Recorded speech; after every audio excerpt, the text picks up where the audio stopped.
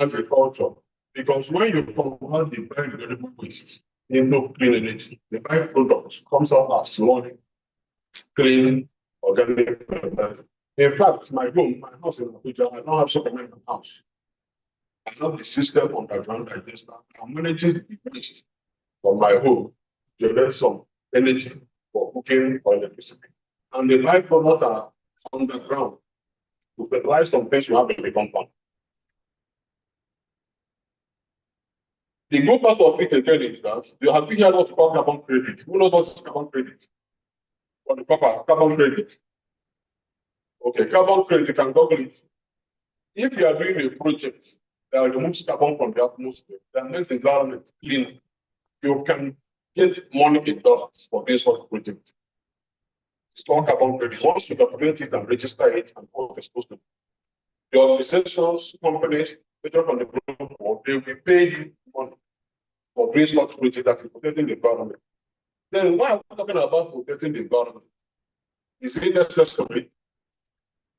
Is it important? I'm asking. Why? Because if you don't protect the environment, all of us will not have a very good place to be. It's already happening. The weather is not. I served almost 19, 20 years ago. The weather then is not the same now. It's going to be worse tomorrow if we don't do the right thing. We don't have any other planet currently where we can live on. So if we don't do things that are sustainable, that are cleaner, that are renewable, and the crude oil we are running on, we are using is not sustainable, and the amount of waste that is coming out from them, CO2, causing global warming. So it's very important. Then the waste to technologies also supports sustainable development goals 1, 3, 6, 9, 11, and 13. No poverty, clean water and sanitation, climate action, and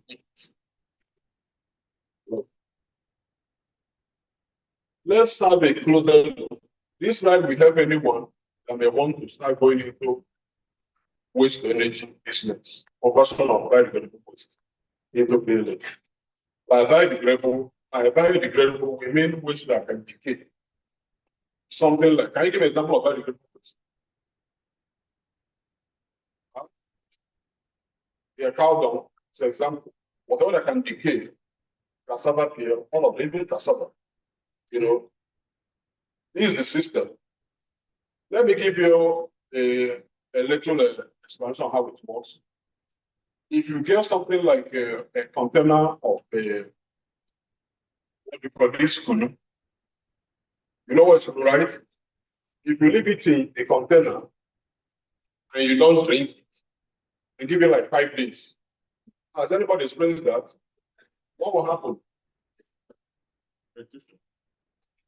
So what happens to the container? It expands.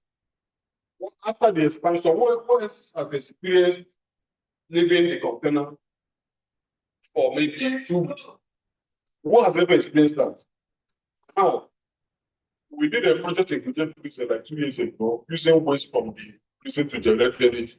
Some of them, they will get canoe and put it inside their rooms or something. After some days, it will explode, and the waters will run. They just get excitement from that. Yeah. So what happened actually is that when you put, I've experienced that somebody gave me canoe some days ago. I forgot to drink it during Christmas. We'll travel to the east. When we came back, see everywhere scattered. So what happens is that canoe is biodegradable, and inside it you have some bacteria.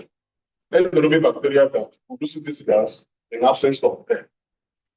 They will keep producing this gas. As they produce the gas, it causes the swelling, and the pressure is building up.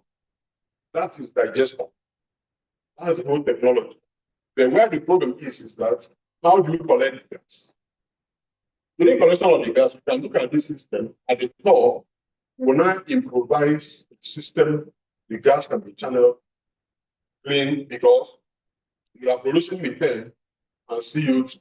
And from our basic chemistry, we know that CO2, carbon dioxide is not a combustible gas. It does not support combustion. We have to look for a way to remove the CO2 so that the gas we are producing will be of cleaner quality.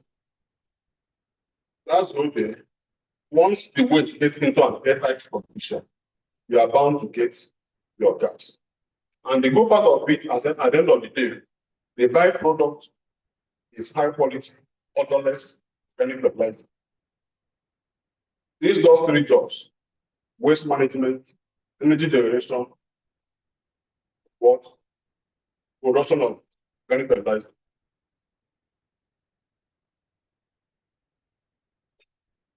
Let's look at their daily waste generation on biogas and energy that can be used for human waste.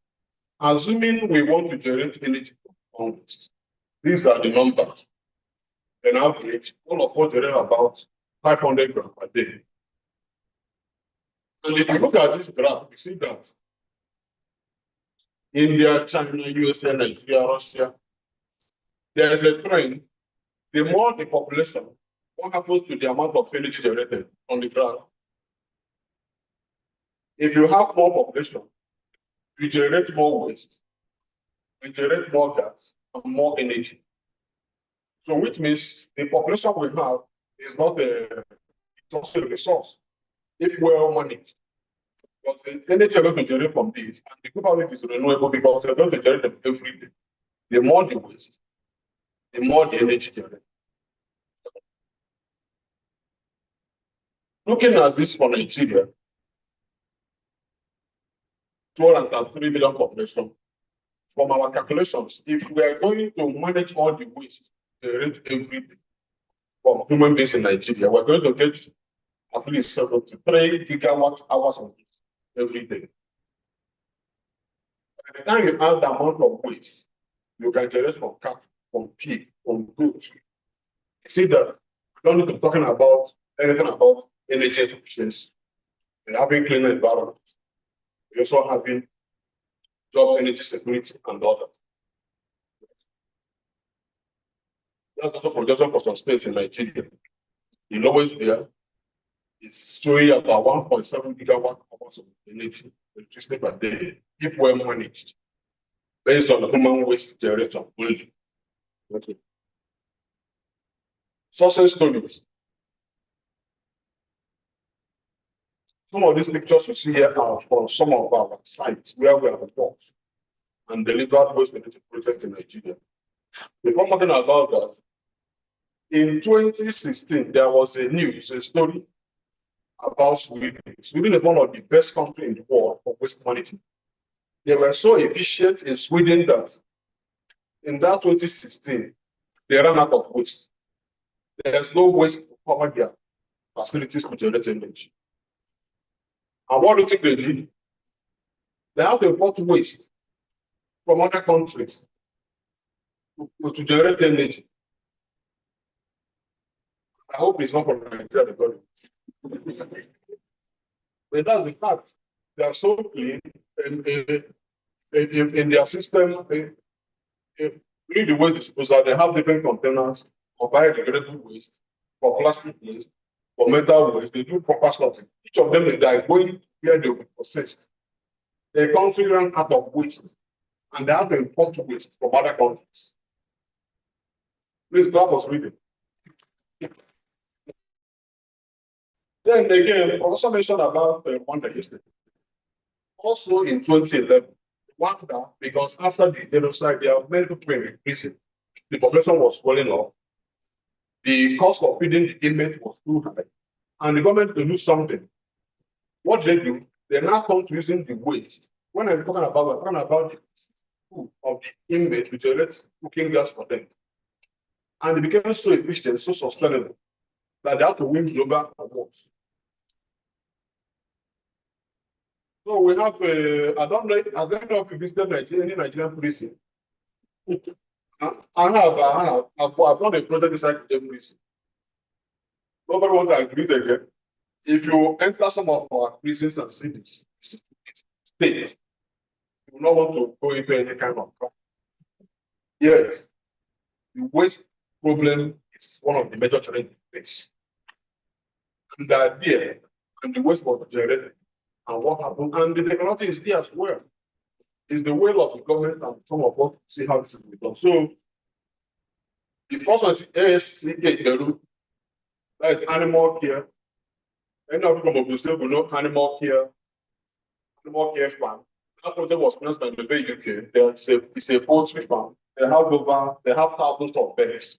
They were having problem of a lot of litter they cannot manage. So we converted this waste into electricity. The other one is FGGCR battery. That one is a reactor that we developed for generating hydrogen-rich gases from a liquid waste, which we blend methane from digester to generate electricity. The other one is JPC.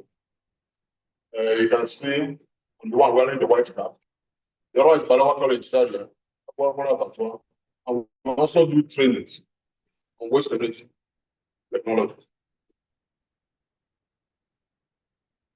Obviously, there are challenges, and all the challenges have solution.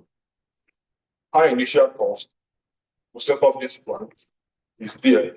But the fact is that as a company, when people call us to go and do this project for them for individual, personally, I don't take up the. It's not that it cannot work, but the fact remains that if you are generating more waste, you generate more energy, and the cost of getting this installed, it is better for all the clients involved. And we are trying to introduce something, but we are seeing that this system can actually replace our conventional software way. We are discussing with the state that we know that 50 housing units, budgeted at $1 million for one software way, about 320 million. With a fraction of that money, we can do digesters that manage the only generate energy, generate fertilizer for sale, and they want to spend money to prepare. Then public perception. We have some friends from Uganda. I was talking with him yesterday. Uganda, Kenya, East Africa, I think they are more advanced in waste energy than Nigeria. Cultural bias, religious beliefs. Some still look at it that they don't need to use waste to generate the energy or stuff. But it's reality. We need to change our perceptions on how we see this. Then infrastructure and other systems, which we believe are with government and all the stakeholders, before we are doing now, we can get these things implemented. The way forward, policy support, that will happen from government. There have to be policies from government at federal and at states at whatever level. We have them. The policies. We are even discussing one state government. They are trying to make it to be. They are trying to make a policy where building with soccer will become obsolete. First of all, let me ask you guys. We are talking about the physics. When we do soccer way, we generate the physics, right? The liquid goes to the other side and soak into the ground. Then also, then what happens to the physics? You know what happens to them? You don't know. I know our business from dump sites, they evacuate them and dump them.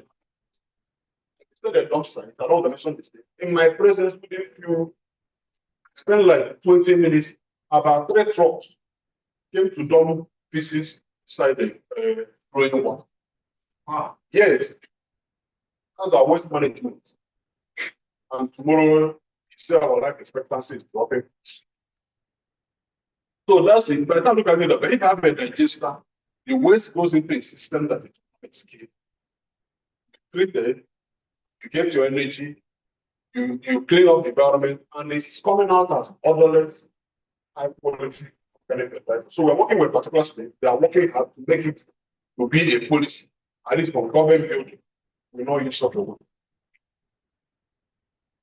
Capacity building, training. Yesterday, somebody mentioned that a hydrogen presentation about the number of people needed in the world on hydrogen safety. Less than 1%. We need to do massive training and capacity building, which I believe that global energy, people have to look at it on waste energy, because the problem is there. Even I didn't want to talk about plastic. The plastic waste also has its own application, apart from energy generation. There are many things you can do with them. By the time many people are trained on this, they can be able to empower themselves, empower many other people. Then pilot projects, very important. All the projects are done, or rather we have done, we are doing one currently in the state where we're using big ways to direct it. Before anybody would transfer money to you in Nigeria to do waste energy, they want to come and see the ones we have done. No matter how you split the ground, if they come to your site, there's something that nobody's going to pay. Very difficult. So that's why the pilot plan is very important. You can team as a group, maybe couples or just some fun, do a small functional plan. And when you do that, you even know how it works. It will help you. Then again, collaboration is very important. You cannot attract anything big when you are playing alone. In Nigeria, want to be champion working alone. You can't. You need academy, you need industry, you need everybody. You come together and get some big things done. 2020, I visited a company in Germany. The man told me that the company worth about 50 million euros. They have big digesters. The way they do that, cattle dealers, they bring cow dung for them. They measure it and use it to run their digester. During farming season, they will give them. Because the effluent that comes from the digester is a better fertilizer than dumping cow dung. They measure and give them a good amount of organic fertilizer for farming. And the company generates the energy which they sell, and they're making a lot of big digesters. But when you visit our abattoirs, slaughter houses, you know how they look like. And having this project will actually make them cleaner and better. So we need a strong collaboration among all the stakeholders involved. In conclusion, if you don't get anything from this presentation, just know that whatever you are dropping, whatever that you are passing out as a waste, whether human waste, cultural waste, any kind of waste, they all have it. You can create businesses for them. Opportunities can be made from them. The opportunities are there. It addresses waste management challenge, creates clean energy, and fosters economic growth. It supports sustainable energy. And by embracing waste to energy, we are not just powering our cities. As you can see from the figures, we can generate gigawatt hours of electricity from waste alone, we generate per day. And we are protecting our environment and our planet. Thank you very much.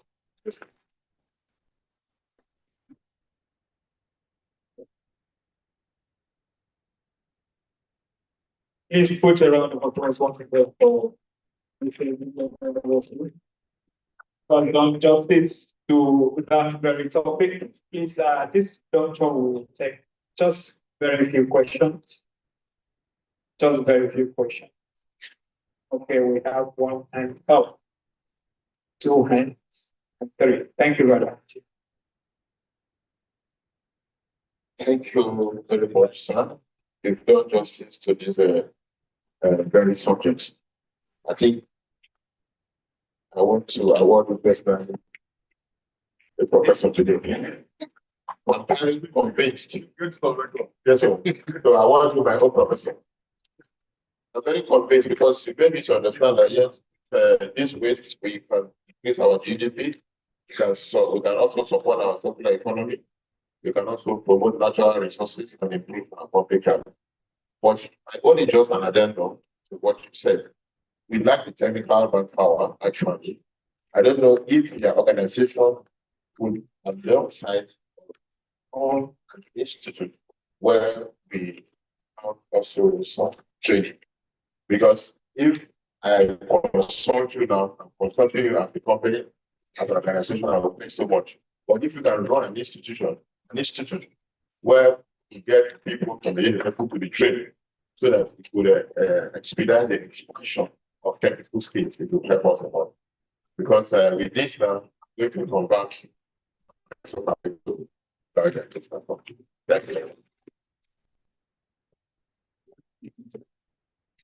Okay, thank you. Well, yes, we do training. Yesterday I mentioned, even currently we have an MOU because of our project in Africa. Every year they send some every journalist people that do come to us for innovation. The main thing we even do is hydrogen. Hydrogen is our main business. Because of the interest we have in it, future and others. But in business, what brings money is business. See, the first methane is actually to get methane to blend the hydrogen for energy generation.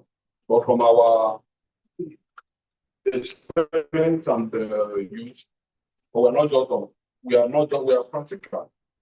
When you use hydrogen alone, the electricity in the internal combustion engine of the airport, they used to get some pop sound. But when you blend with good amount of methane, already you get better results.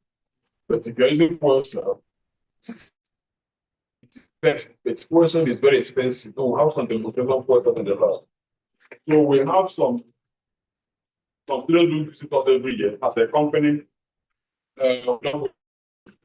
You know how the budget is structured. We make sure that wherever we are taking, we're giving you a where you can train come out. And we also give you some stipend for the period. And we're happy that some people that have done are now advancing their career and hydrogen sector. And we have a pool and record of all of them because I know that in future we need them in the project implementation. So we have something like that. We also do some training. But as we mentioned, yes, in fact, there is the institute under science and tech. I'll not mention the name. I thought that they went to UAE recently, they're negotiating a business of $1 billion for hydrogen. And I spoke with the essay to the minister. You know what we do? What I'm saying you are doing there is not that. You are going there for hydrogen or electrolysis. You do electrolysis here. We also do by our own cheaper way. Because hydrogen is expensive because of storage and transportation. What we do, we go on site, produce there, use them, using simple reactor that we develop and patented in Nigeria. So after that, they visited our site. And now we are working on having a partnership with the institute under science and tech. Because as we rightly say, if we have an institute becomes easy, the government will not come in. We'll bring our expertise and we'll be able to absorb even more. Personally, if we have many of these students coming out, have this technology, it's going to help not just the nation. And I think, as you also said, we also open for more collaboration. Thank you. Thank you very much. Second question. Thank you very much, Dr. Patrick, for the well-delivered keynote. My name is Justus Uganda. One of the questions I think after this interesting keynote is that people have different, sort of mindset when it comes to waste of energy. The strategy to manage solid waste. To what extent have you involved, say, community? And what do they think about? What are those key perceptions that you think are hindering this kind of approach to waste management? Thank you. Okay, thank you very much. Very correct. Well, some of you don't know about history of science. There's a scientist that invented a vaccine for a certain ailment. You know what he did? He had to inject it to himself. He had to inject that vaccine himself. And got it. No, he had to first of all, he infested himself with the disease. And now he inoculated himself and got treated before everybody take it serious. For me to go and invest money in my property is in fact it's deliberate. Because if your solution is very good, why you know it? You cannot tell me that doing how can be advertising a preaching. You are wearing a no, nobody will take it serious. That's why I put it here. And it's not just on paper. Even on Monday, we have a panel for investor of this. Instead of right, where you come see it, come to my house, see it there, using it. You look at with advices and tested it, you see the percentage of methane, the percentage of the CO2. So what you say is correct because it's not, no matter how you say, some say looking at it, it's impossible. Would this safe? Some say it may, would it explode? Then I asked them, the fact is that whether you do it or not, your waste must generate its gases. If you don't have them, that's the only difference. If you check the current system, there's a vent. If you check before the socket well, there's this chamber, there's a pipe up that's open here. Do you know why that thing is open? Gases are produced. They are introduced into the atmosphere. I don't have any vent in my house. Everything is going there, sealed. So when people see that you're actually using it, it gives more confidence. That's one of the ways in fact, the first time I ever had a session with one of the federal ministers was in 2012. You'll be speaking all the grammar you're speaking, talking. At the end of the day, is it working? Have you done it? You understand? So once it is working, you should be able to see where it's working, and if you're using it, you gain more confidence. So that's what we're able to do. The issue of community involvement, whenever we do this project, we make sure that we get the community involved. We train the users. What we did in prison, one of them made this so well that I even told the warders that if his crime is not so serious, okay, I need to go to big. Later the guy came out on the stone, and there's a problem we did in Saria. We carried him along.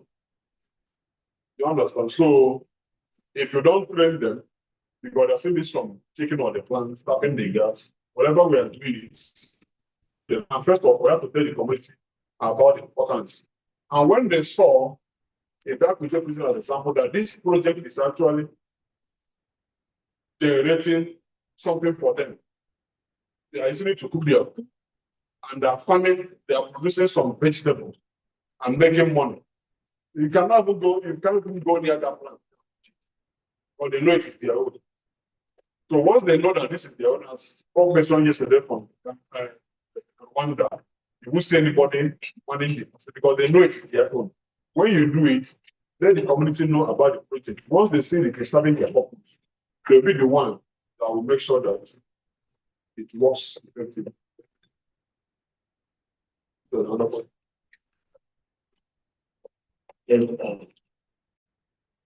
can I go ahead? Yes, please, go ahead. Okay, it is excellent presentation. My name is Patrick. A young professional, Society of Petroleum Engineers Consultant Center. So I'm representing the students committee.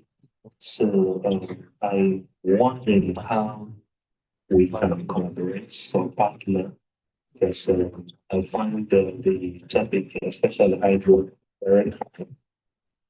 And then technically, we don't have what it takes to, use this energy access that, especially in this topic you talked about right now. So we have like 10 students committee, community from River State, Uniport, Akwa Ibom, Abuja, etc.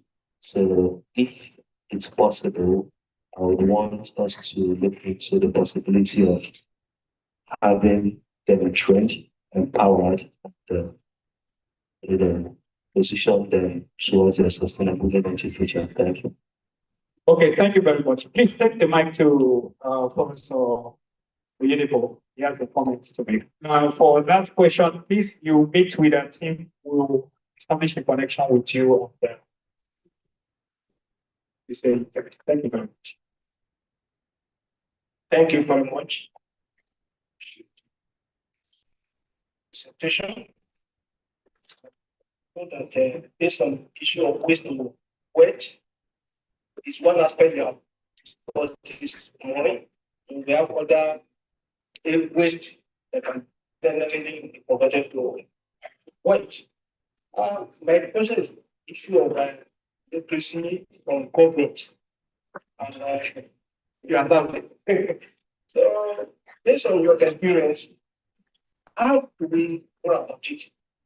Because we have projects competition every year, and we have a lot of projects that we presented that people can come in and see how it can be spin up. But to see that at the end of the day, after the prize will be given to the best center, that's the end of it. The project is not taken to the next level. I remember about 3 years ago, one of the project I supervised on a cooperative cooler. It was selected, and a particular group people asked us to come and do presentation and look for the way they can scale up the project. But that one didn't get anything after the event. Apart from that, recently we also designed carbonization machine that can convert wood, sawdust, we have palm carnation and other waste to useful products. Although that was sponsored by an international organization. So I want to ask, how do they remove this kind of bottleneck? Because as you are talking now, as people like us want to have design projects, want it to be sponsored, you have a lot of steps you have to take, go to this, go to that, and at the end of the day, you'll be frustrated. So how do we go about it? Thank you. Thank you very much.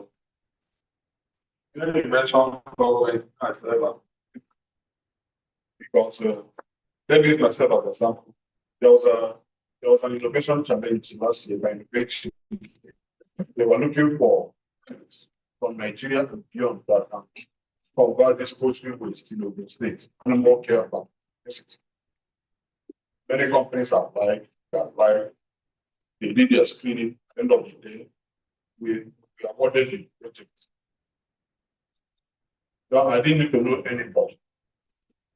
Before we moved to the site, they transferred 25%, 50% of the money. We went to site around November last year.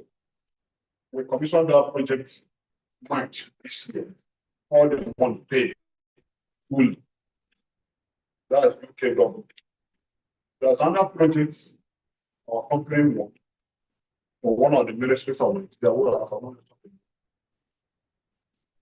Last year, around September, completed. The money has not been paid, even as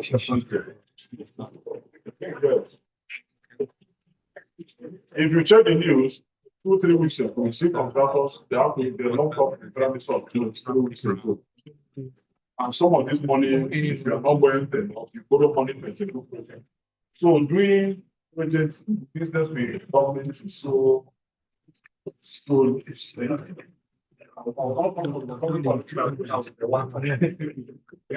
it's so difficult. It's so difficult. What happened is that it goes forward. So if you help me get I can do business. Your problem, your solution is solving problem. it goes What forward. is solving problem? Guide. For instance, I've done no more project private spends. This year, you get your money forward. You have to look for how to get business around. Forget about the government. There are some private people I can bring in. They look at this can solve the problem. How much can this and that? And for you to go to that point, Help me use you must come with the technological readiness level where it can be used by end users. Fine. Because nobody wants to go and put their money where they're not. No, but the fact is that if government gets involved in your business, it's a big vehicle to promote and propagate it. It's not really, but apparently they're trying to, let me say they're trying to try now.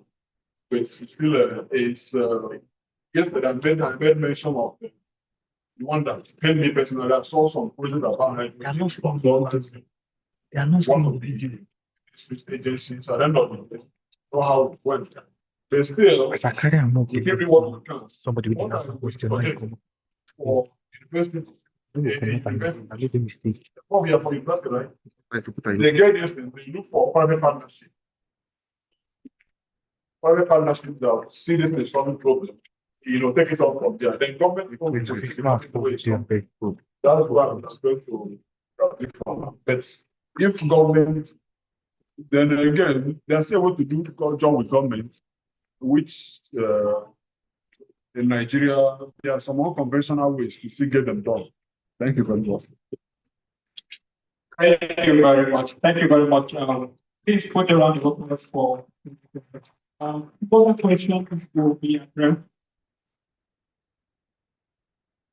please, he's going to come on the stage. So, please, for want of time, other questions will be addressed. And then, if you have any special question you want him to address, you can meet our volunteers, write it in the paper, and then we'll channel to him. Thank you very much. Please, once again, put a round of applause for Mr. Ejikebe. Please make it better. Make it better. This presentation has been very, very lively. You know, it's a very down to earth presentation. You can easily relate. Okay. So please, thank you very much, sir, for that wonderful presentation. Without much ado, this person coming up on stage was supposed to come on, but it's clearly apologize for him. We are calling on Professor Sunday Uyedepo, who is a co-chair of this conference, to come up for a brief remark. Thank you very much. So Uyedepo is of the Faculty of Engineering, Bells University of Technology, United States, Nigeria. Please put a round of applause.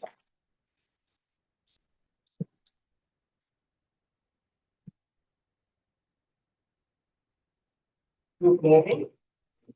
You are welcome. Day 2 of this conference. Yesterday was wonderful. Many of us were not around yesterday, but those who were around yesterday testify of what happened yesterday. And it is my belief that today it will be more wonderful. I think you put our hands together.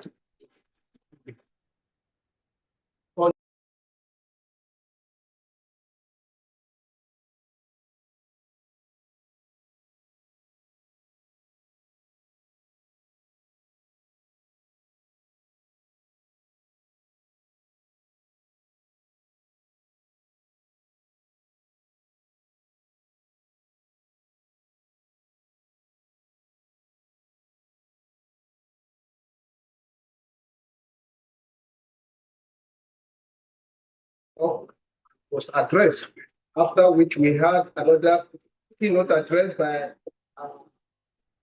Professor Lawrence from Ghana, and that also was great. So today, I believe that as we come together, looking at all what you're going to discuss, you will really have something to take on. So please be patient and be ready to ask questions, whatever it will appear to you. So you're welcome. Thank you. God bless you. Thank you very much. Please appreciate. Who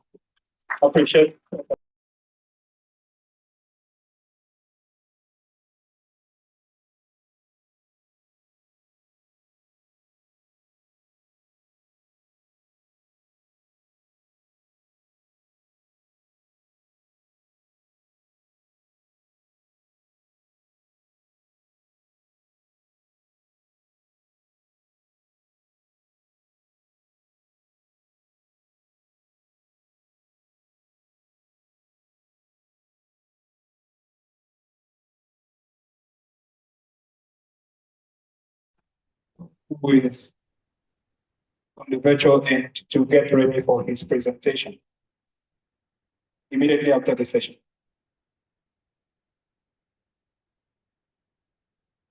Okay, so I think Professor is not here yet, so maybe outside. We'll get her immediately after Dr. Terry is done with his presentation. So Dr. Terry, good morning, good afternoon, good evening. Good morning. What's your time? Can you hear me? Thank you for joining us. Please, we'll be calling you to present your.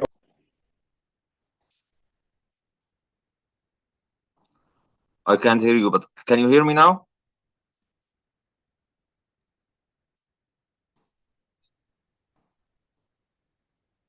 Can you hear me?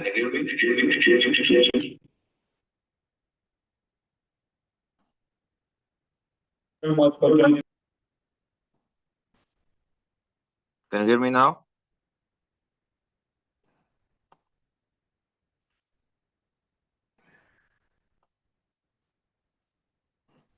Can I share the screen?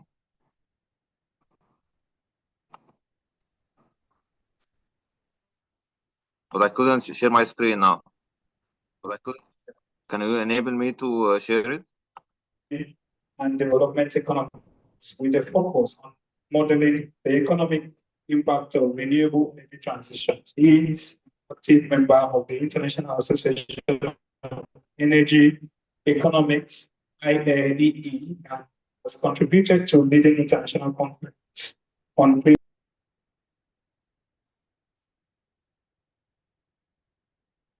virtual. Thank you very much, Dr. Yeah. Can you hear me?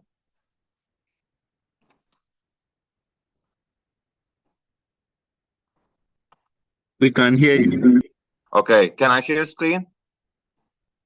Yes, you can go ahead. Because yeah, I can now. Can you enable me?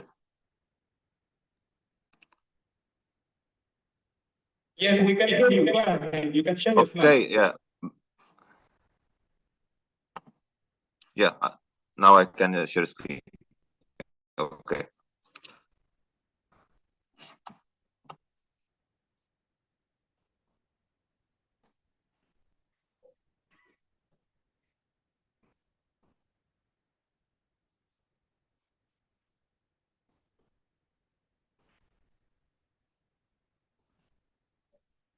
So, can you see my screen? Yes, we can. Yes, we can. Yes, we can. Okay. Yeah. Thank you. Okay. First of all, thank you for inviting me to this conference. It's my pleasure. So, my presentation titled "Energy Transition in North Africa: A Comparative Analysis." This is the outline of my presentation. Let's start with the introduction of this presentation. 5 North African countries, which is Egypt, Algeria, Tunisia, Libya, and Morocco, depend mainly on fossil fuels for their energy needs. These dependence lead to economic and environmental issues. To reduce this dependence, all the 5 countries have set renewable energy targets for 2030. To examine the energy transition in these North African countries, I used an institution economic technology behavior framework. So this presentation can be divided into 2 main parts. The first part will be about the energy situation in these 5 North African countries. So let's start with the energy production in Egypt. As you can see here, this figure shows the domestic energy production by source in Egypt during the period 2013 to 2023.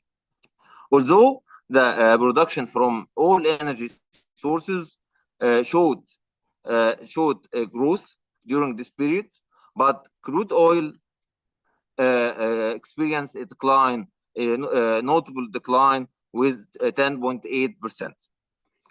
Also, before 2016, crude oil was leading energy source in Egypt. After 2016, it became the second, after natural gas, which increased by 24.5 during the period 2013 to 2023. Also, renewable energy production saw a remarkable expansion in Egypt during this period, increased by about 640%.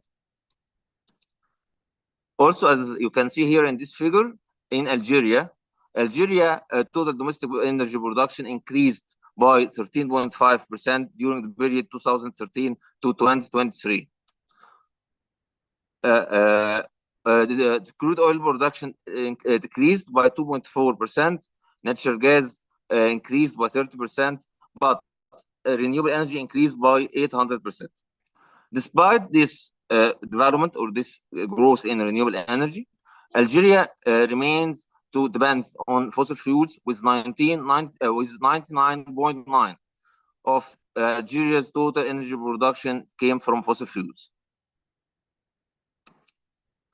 Indonesia, on the other hand, Indonesia, the total energy production decreased during the period by about 29%. Crude oil production experienced a sharp reduction with 44%. Also, natural gas production decreased while renewable energy increased by 70%. Also, here the situation is same. and during the study period 2013 to 2022, Tunisia depends mainly on fossil fuels, with about 75% came from fossil fuels, while 3% came from renewable energy. In Libya, during the period 2013 to 2022, the fossil fuels remain the main source of Libya's energy mix or energy production.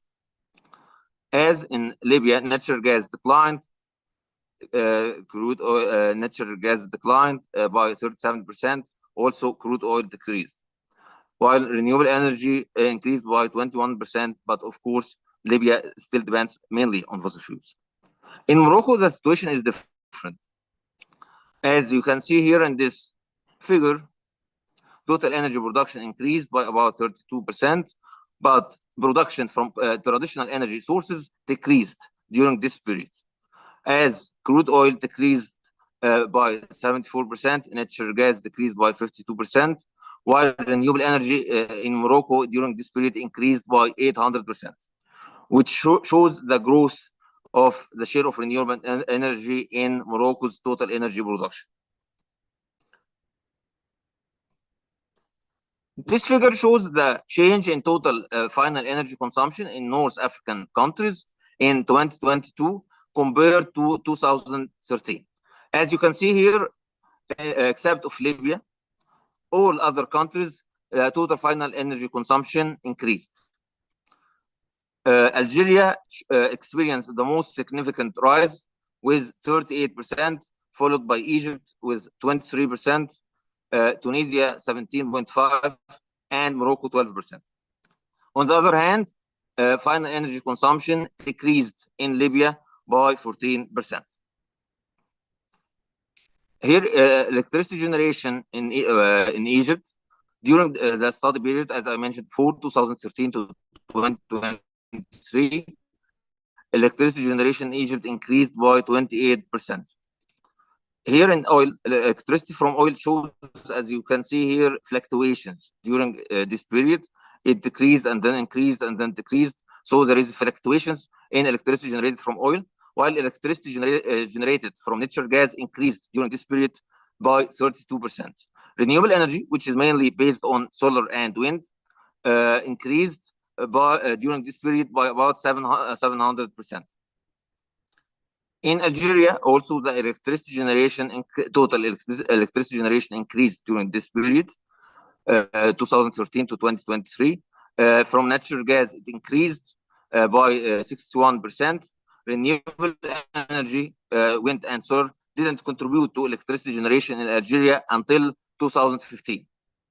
Starting from 2015, Algeria started to generate electricity from renewable energy. In Tunisia, during the period 2013 to 2022, total electricity generation increased by 16.5%. While electricity generated from oil showed significant fluctuations, also as we can see here in the figure. Hydropower generation declined, so electricity generated from renewable energy increased by 74%. In Libya, Libya depends about approximately 100% from fossil fuels. It depends approximately 100% from fossil fuels, as total electricity generation in Libya declined by 7.4%. Electricity generation from oil showed fluctuations. Electricity from natural gas also showed fluctuations during this period. Again, in Morocco, the situation is different, because here in total electricity generation increased by 54%. But as we can see here, electricity generation from coal saw a significant increase by 125.6%. So it depends on coal, which is different in other countries. Also, electricity generation from oil declined by 61%. Here, electricity generated from renewable energy showed significant increase by 500%. So here, for example, in 2023, the share of renewable energy in generating electricity in Morocco was about 15%. This figure, or this charts, show the share of electricity generation by source in the 5 North African countries. Let's start at the left side with Egypt. As you can see here, Egypt depends mainly in generating electricity on fossil fuels. This is in 6% from fossil fuels, 75% here, 75% here from natural gas, 7% from hydro power, and about 5% from renewable energy. If we move to Algeria, as you can see here, Algeria depends mainly on fossil fuels in generating electricity, with about 99% from fossil fuels. It's about 98.9 from natural gas. So in Algeria, renewable energy and hydro is less than 1%. If we move to Tunisia, also we can find that about 96% is from fossil fuels, about 95.8 from natural gas. Libya, as I mentioned in the previous slide, about approximately about 100% from fossil fuels, as you can see here, about 76 oil and 24 natural gas, which means approximately 100% from fossil fuels. Morocco here, as I mentioned also before, Morocco, the situation is different. It depends on natural gas, on coal as fossil fuels, and the share of renewable energy increased in 2023 to be 15%. Here, this figure shows the change in electricity consumption of North African countries in 2022 compared to 2013. Except of Libya, all other countries, electricity consumption of North Africa of other countries increased. Algeria showed the most significant rise with 64%, followed by Morocco with 27%, then Tunisia 18.7%, and Egypt 16%. While Libya electricity consumption decreased by 7%. Here we will start with the second main part of this presentation. It will be about the model I used. It's called, as I mentioned, institution, economic, technology, behavior framework. Let's start with energy institutional analysis. Here, Egypt and Morocco have set regulatory framework to develop or to support the development of renewable energy. As you can see here in this table, Egypt introduced law in year 2015. It includes 4 mechanisms to support the development of renewable energy. While in Morocco, it introduced law also in 2015 to encourage the private sector to support the development of renewable energy projects. In the 2 countries, specialized agencies play an important role in supporting the development of renewable energy. In Egypt, it's called New and Renewable Energy Authority, and in Morocco, it's Moroccan Agency for Sustainable Energy. In Algeria and Tunisia also have set regulatory framework to support the development of renewable energy. But as you can see here, the law that introduced in Algeria in the year 1990, which can be considered as outdated. While in Tunisia, they introduced law in 2015, which is more recent. In Libya, despite Libya established Renewable Energy Authority of Libya in 2007, but Libya lacks of comprehensive regulatory framework to support the development of renewable energy. This can be attributed to political instability. Also, if we can see here in the table for key incentives and regulations, we see that Egypt, Algeria, and Tunisia, all these 3 countries introduced feed-in tariff as incentives to support the development of renewable energy. Algeria was the first of these countries, not only the first, but the first in Africa to introduce feed-in tariff in 2004. And then in Egypt, it was in 2014, the first round, and the second round was in 2016. Besides net metering, Egypt and Egypt and Morocco also introduced net metering besides feed-in tariff for Egypt, for example. All the four countries except Libya introduced or implemented financial incentives such as tax exemptions, tax incentives, and subsidies to support the development of renewable energy. Economic aspects.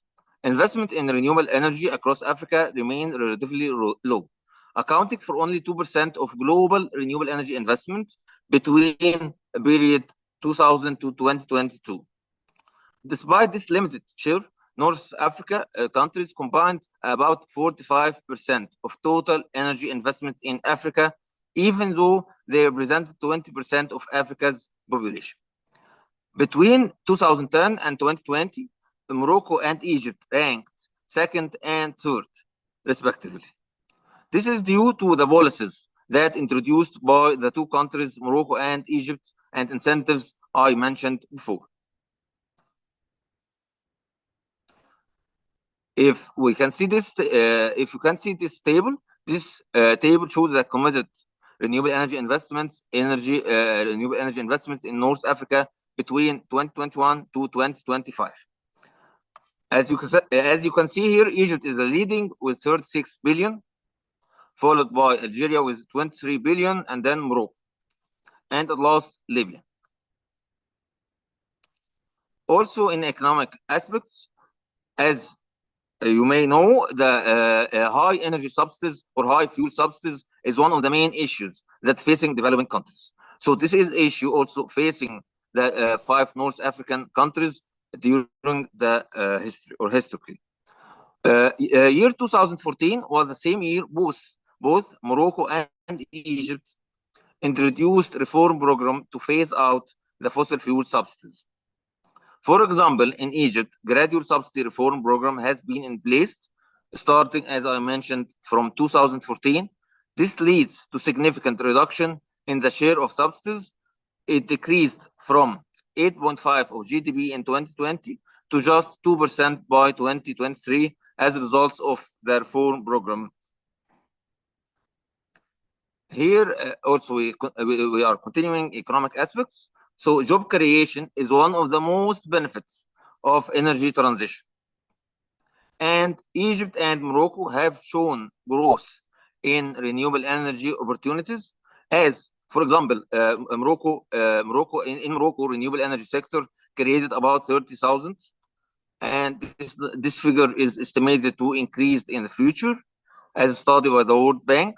Also, Egypt, the renewable energy sector created about 25,000 to 40,000 jobs. Technology aspects. Solar play a key role in the development of renewable energy in North Africa. This is due to high North African high solar irradiance levels. Both Morocco and Egypt established large-scale solar projects to capitalize on this advantage. So as you can see here, Egypt established Benban projects and Morocco established Noor projects, which is one of the largest solar projects. Also, wind energy is considering expansion across North African countries. For example, Egypt here has wind farms like located in Gulf of Suez or Jabal Zayt, which installed high efficiency turbines. Also, Morocco aims to increase its wind capacity by 2030 by installing new turbines with international manufacturers across different wind projects. Behavior aspects, as you can see here, all the 5 countries have set renewable energy targets. Morocco leads these targets with 52% of its electricity by 2030, followed by Egypt, 42%, followed by Tunisia, 35%, Algeria, 27%, and last Libya, about 19%. As I mentioned before, all these countries have established specialized agencies to support the development of renewable energy. Egypt and Tunisia were the oldest. Egypt established new and renewable energy authority in 1986, and Tunisia established National Agency for Energy Conservation in 1985. The most recent was in Algeria, Algerian Renewable Energy Company, which is in 2021. So I can conclude here in Morocco and Egypt have developed a regulatory framework for renewable energy supported by specialized institutions. Algeria and Tunisia have established legal mechanisms, but less comprehensive than Egypt and Morocco. Libya lacks of regulatory framework. Maybe this is due to political instability. And all countries except Libya employ feed-in tariff and net metering schemes or incentives to support renewable energy development. So this study identifies key challenges to energy transition. Thank you.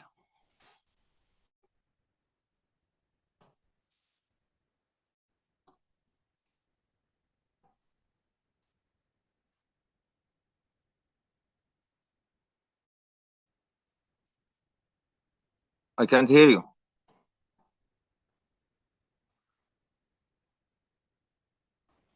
Your mic is mute.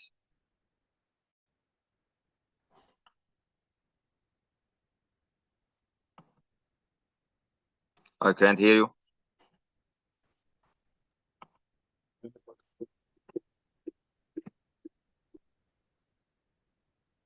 Can you unmute your mic?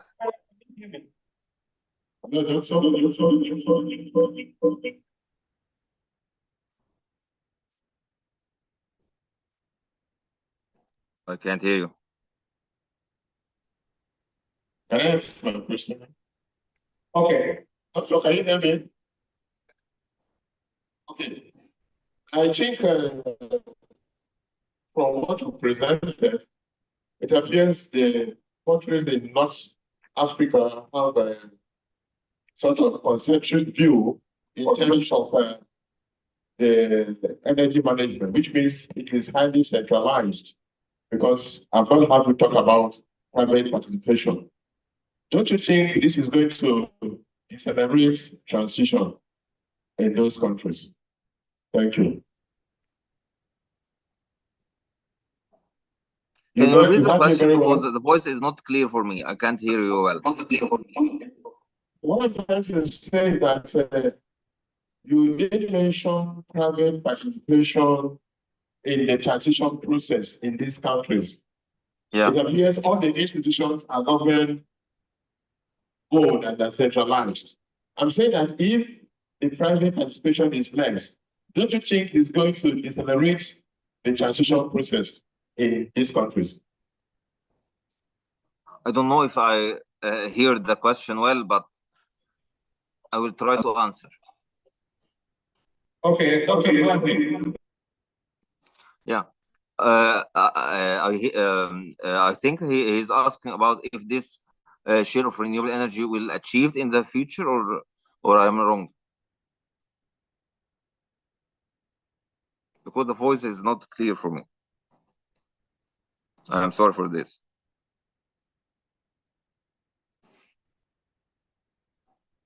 So is this the question?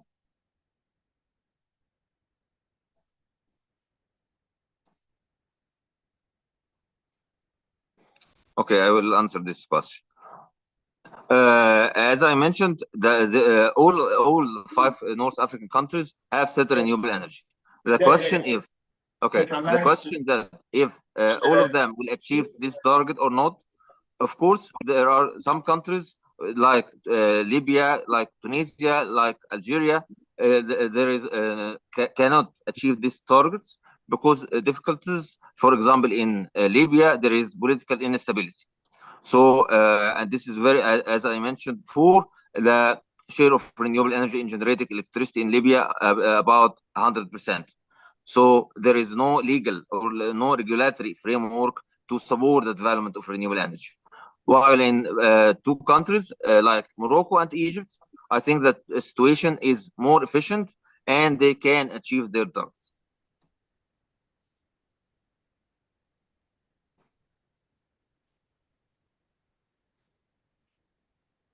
Okay, the next question, please.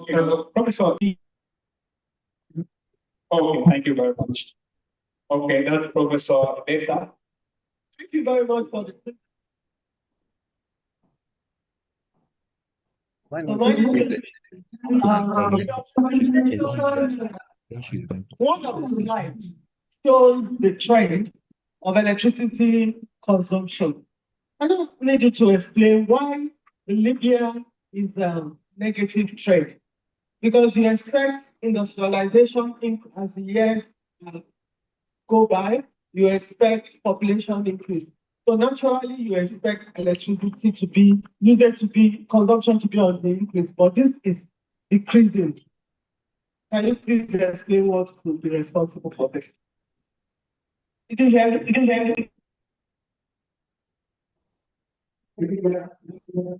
I'm sorry, I can't hear you well. Can you write it in the chat? I will answer the first questions because they wrote it in the chat, so I will answer the first question, and then please someone write it in the chat to answer. The first question was about what is the contribution of private in order to achieve the vision of 2030. Of course, in the literature, we found that the role of private sector in supporting the development for renewable energy is very important. So Morocco and Egypt are working on this goal. This goal to support the private sector in establishing renewable energy projects. We will find that there is partnership between the government of Egypt and Morocco to support the or to finance the renewable energy projects. This issue is different in countries like Algeria and Libya, especially. But I think But I think this is very important to use or to have the private sector to finance the renewable energy projects, which is very high cost, as we may know. It's very high cost. So there is an importance of renewable of private sector to work with the government. This is we can find it in Algeria and in Morocco and Egypt.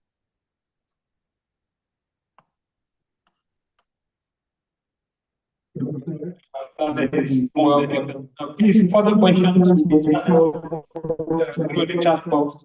Volunteer that want to get the questions, then we'll tap in close to you for your response. Thank you very much. Please, once again, put a round of applause for Dr. Terry. He's a lecturer Thank you very much, Doctor. Thank you very much. Thank you very much. I would like to have the opportunity to celebrate and acknowledge the presence of the lecturers of the Faculty of Engineering. Please put your hands together. We acknowledge the leadership of the NYC in the United States. Thank you very much for being here with us. Thank you. And we also our repertoires who are doing a great job to put together proceedings of this event. Thank you very much. Please let's acknowledge especially Mrs. Glory Ogwebu. Thank you very much for joining us. She is the founder of the Technology Training Institute. Thank you very much for joining us. Glory. Knowledge engineer. Emma, the very thank you very much. She's the director of the Empire State Ministry of Mineral Resources. Thank you very much for joining us. Knowledge every one of us who have found time to be here with us to contribute to this conference. Please put a round of applause to Secretary. So we will call on the representative of Aiccees, Professor Chidi PNA A. Madu. Please, thank you for joining us so much. In 2 minutes. We will thank you very much. We really enjoyed your sentence today.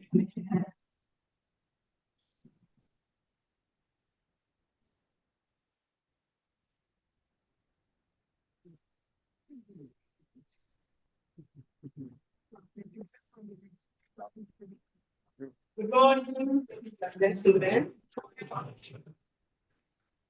On behalf of the Africa Center of Excellence, Future Energies and Electrochemical Systems, the World Bank funded project. Just remove the pictures so that you can just send it to the technology awareness. the one for the I would like to our kind regards, warmest regards to the organizers of this conference.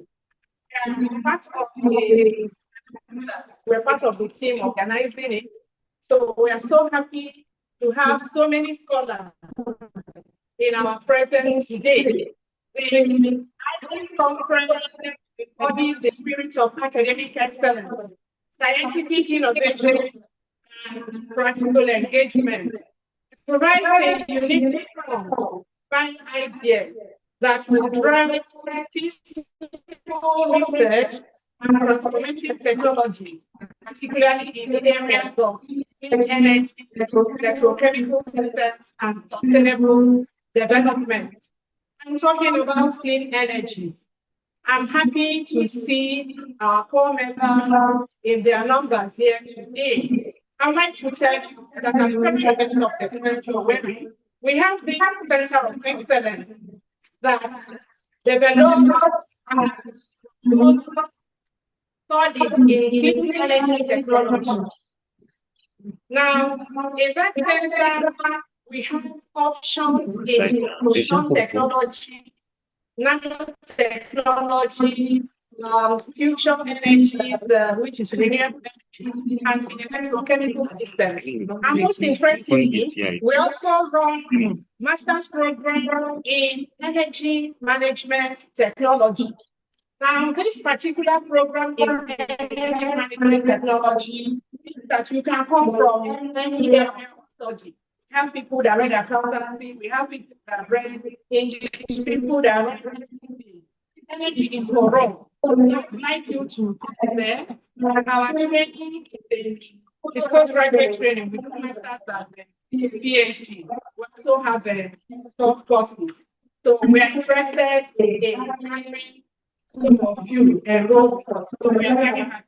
So together, continue to push forward the frontiers of knowledge and innovation towards building a brighter, cleaner, more sustainable future for Africa and the world. Thank you very much.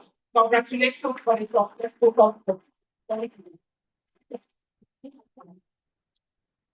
Please, Professor Tia Madu. Thank you very much for that. Thank you. Okay.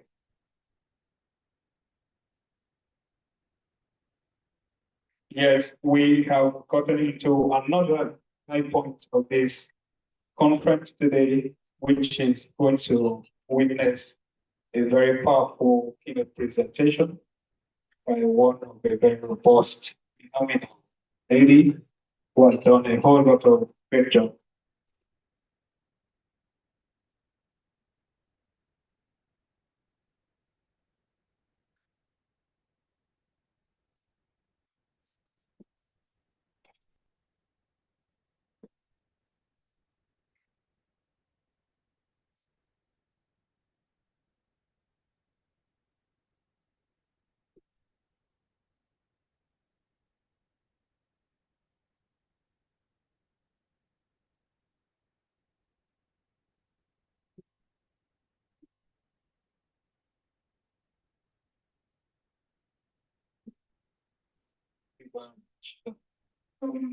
So as I was saying, it is very important we understand that we are getting right into a very important aspect of this conference, which is the business innovation and mentorship session.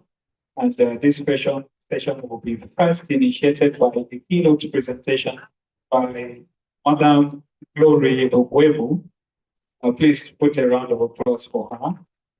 And then Ogwebu will do us the honor of presenting the keynote paper, keynote address on the topic. Okay, I think the topic will be what highlighted when she's up on stage. Okay. The topic is on building Africa's next generation of clean energy entrepreneurs, strategies, stories, and studies impacts. Please put a round of applause for Madam Glory. Madam Glory is a very wonderful lady. She's a very wonderful lady. In fact, when you look at her, you see beauty, you see elegance, you see excellence. So put a round of applause once again.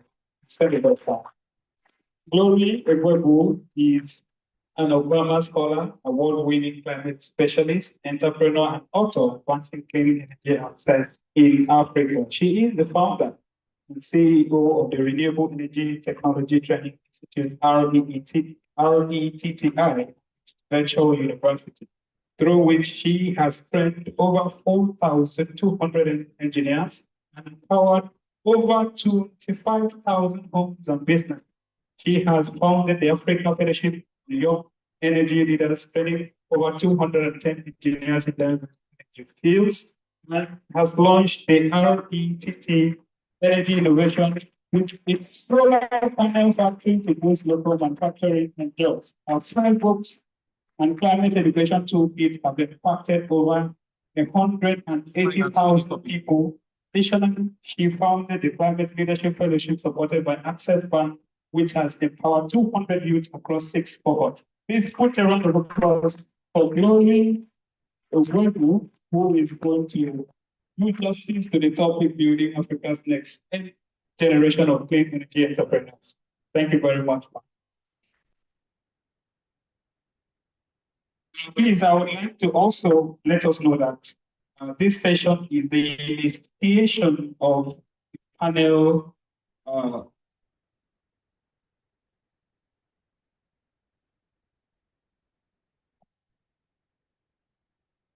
Good afternoon, everyone.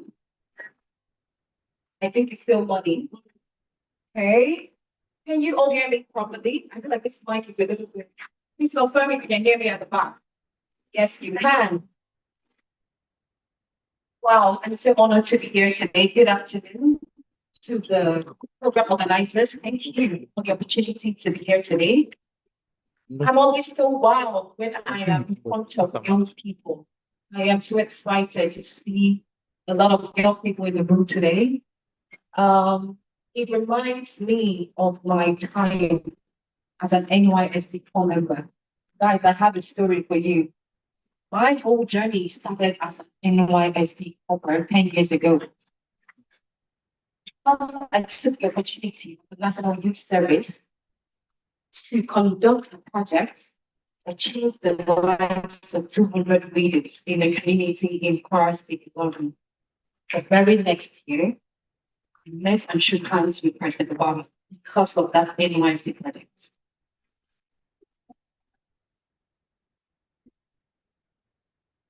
The reason that I said that is I want you to know the purpose of the room, to know that this year can change your life. Everything you've known about me today, everything you've heard in the introduction, everything you see today, everything that I have built was as a result of 1 year, 4 whole months of planning how I could make a difference in that community. Please don't take it for granted. Find a problem, look for solutions for it. This 1 year can change your life. Thank you. So that's just a small introduction that I had because of the wonderful comments that I can see in the room. So, and for the rest of the participants, I just want to ask, how has the conference been for you? I'm tempted to ask because I know there's been a lot of speeches, a lot of technical content. Is it meeting your expectations? Are you learning something? Are you meeting people? Thank you. The reason I also mentioned that is, please, physical conferences are an opportunity to network with people. I can't tell you the opportunities that I have come across in my life because I came to physical events like this. For the covers in the room, meet the speakers, talk with them. And I like your ideas, share the ideas that you have, if it has to do with clean energy. So thank you for also telling me that to the participants. I have done two things today. I wrote a speech and I did a different PowerPoint presentation. So I hope that I'll be able to run the two. Okay, I've been asked to speak on the topic today called Building Africa's Next Generation of Clean Energy Entrepreneurs. So, good morning, distinguished guests, colleagues, innovators. I will begin with a story. The story that I have to share is one that happened unexpectedly. About 11 years ago, my parents built their own home.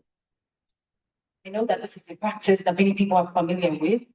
You have civil servants who work so hard for a number of years and then they buy a land and build their own house. I think many people are familiar with that sort of thing, even though now people can just buy the house. But it was a popular thing to get a land, your own house. So how my parents did, they bought their own land and moved to a community that was outskirts of town. This community that they moved to was not where I was born, but it was off the grid. There's no power here, no electricity. Still, that year I returned from the US to visit them in the location, the new location where they now live. And it was a very interesting experience to live with them there without electricity access. I think it's very simple and easy for you to hear about what the problems are, but it is a different ballgame to experience them. Your voice is going to change. Your tone is going to change. When you are now living, you could now see how it not just only affects you, but it affects the other people in the community. So I could see firsthand how the lack of electricity was such a big. I went around this community just to look for something that could motivate me. That year in the United States, I had learned about renewable energies. It was during a lecture. My lecturer was a Ghanaian. I remember he said that solar power can help power electricity. It was strange to me then to hear. I'm like, if we have the sun, how come all homes, all businesses are not powered with solar? And that was the initial question that I asked. And I want to ask you today, what essential question are you asking today for the couples and the young people in the room? How are you questioning the things you're seeing that deserve or require a change? And so with that question, I began to look around. I came across something very surprising in the community. It was a clinic. And this clinic had solar panels on it. And I was like, wow, I have just heard about solar panel. I want to do something with solar panels. So I excitedly went into the clinic to see how their solar is working out for them. So I heard a very surprising story. The solar panel was not working. Like, wow, so like, what do you mean? The government installed for us, and it only lasted us for 8 months. Imagine the technology that is being primed to be the next generation of power, the next generation power source was not working, was failing after 8 months. Something is amiss here, I thought. That drove my curiosity. So I began to look into it. What is going on? I did conduct a research, and I learned 3 things that could cause this. Number 1, lack of skills to design, to maintain, to repair, to recycle, to install this new type of technology that we're saying is the one that will change lives. I realized that installing solar power is different from electrician work. There are tons of electricians out there who are called to do solar systems, and even the knowledge or skill to do that. And so these people go in there and they use their knowledge of installing a television to try and put cables together. It is not the same thing. So you have tons and tons of solar technologies failing because the lack of skilled technicians are handling solar systems. That's number one. Number two is substandard products out there in the market. And the lack of knowledge to know how to find solar panels that are quality, that are standard, okay? So that led technicians and other types of people going into the market and just picking up anything, right? The top problem was the lack of understanding for the beneficiaries. Now, the people that you install solar power for have no knowledge for how to use it. At the sight of electricity, they just all come and bring all their appliances. They use an iron, they use appliances that should not go into solar systems. The reason I'm telling you this story is I want to show you how I discovered the problem that I began to solve, right? So I realized that the three problems had to do with one thing, the lack of education. If we're talking about this technology being the leader, how come we are not educating the people who are going to deploy these solutions? So I created the Renewable Energy Technology Training Institute to do justice to that and try and provide engineers the opportunity to understand the solar system design and installation.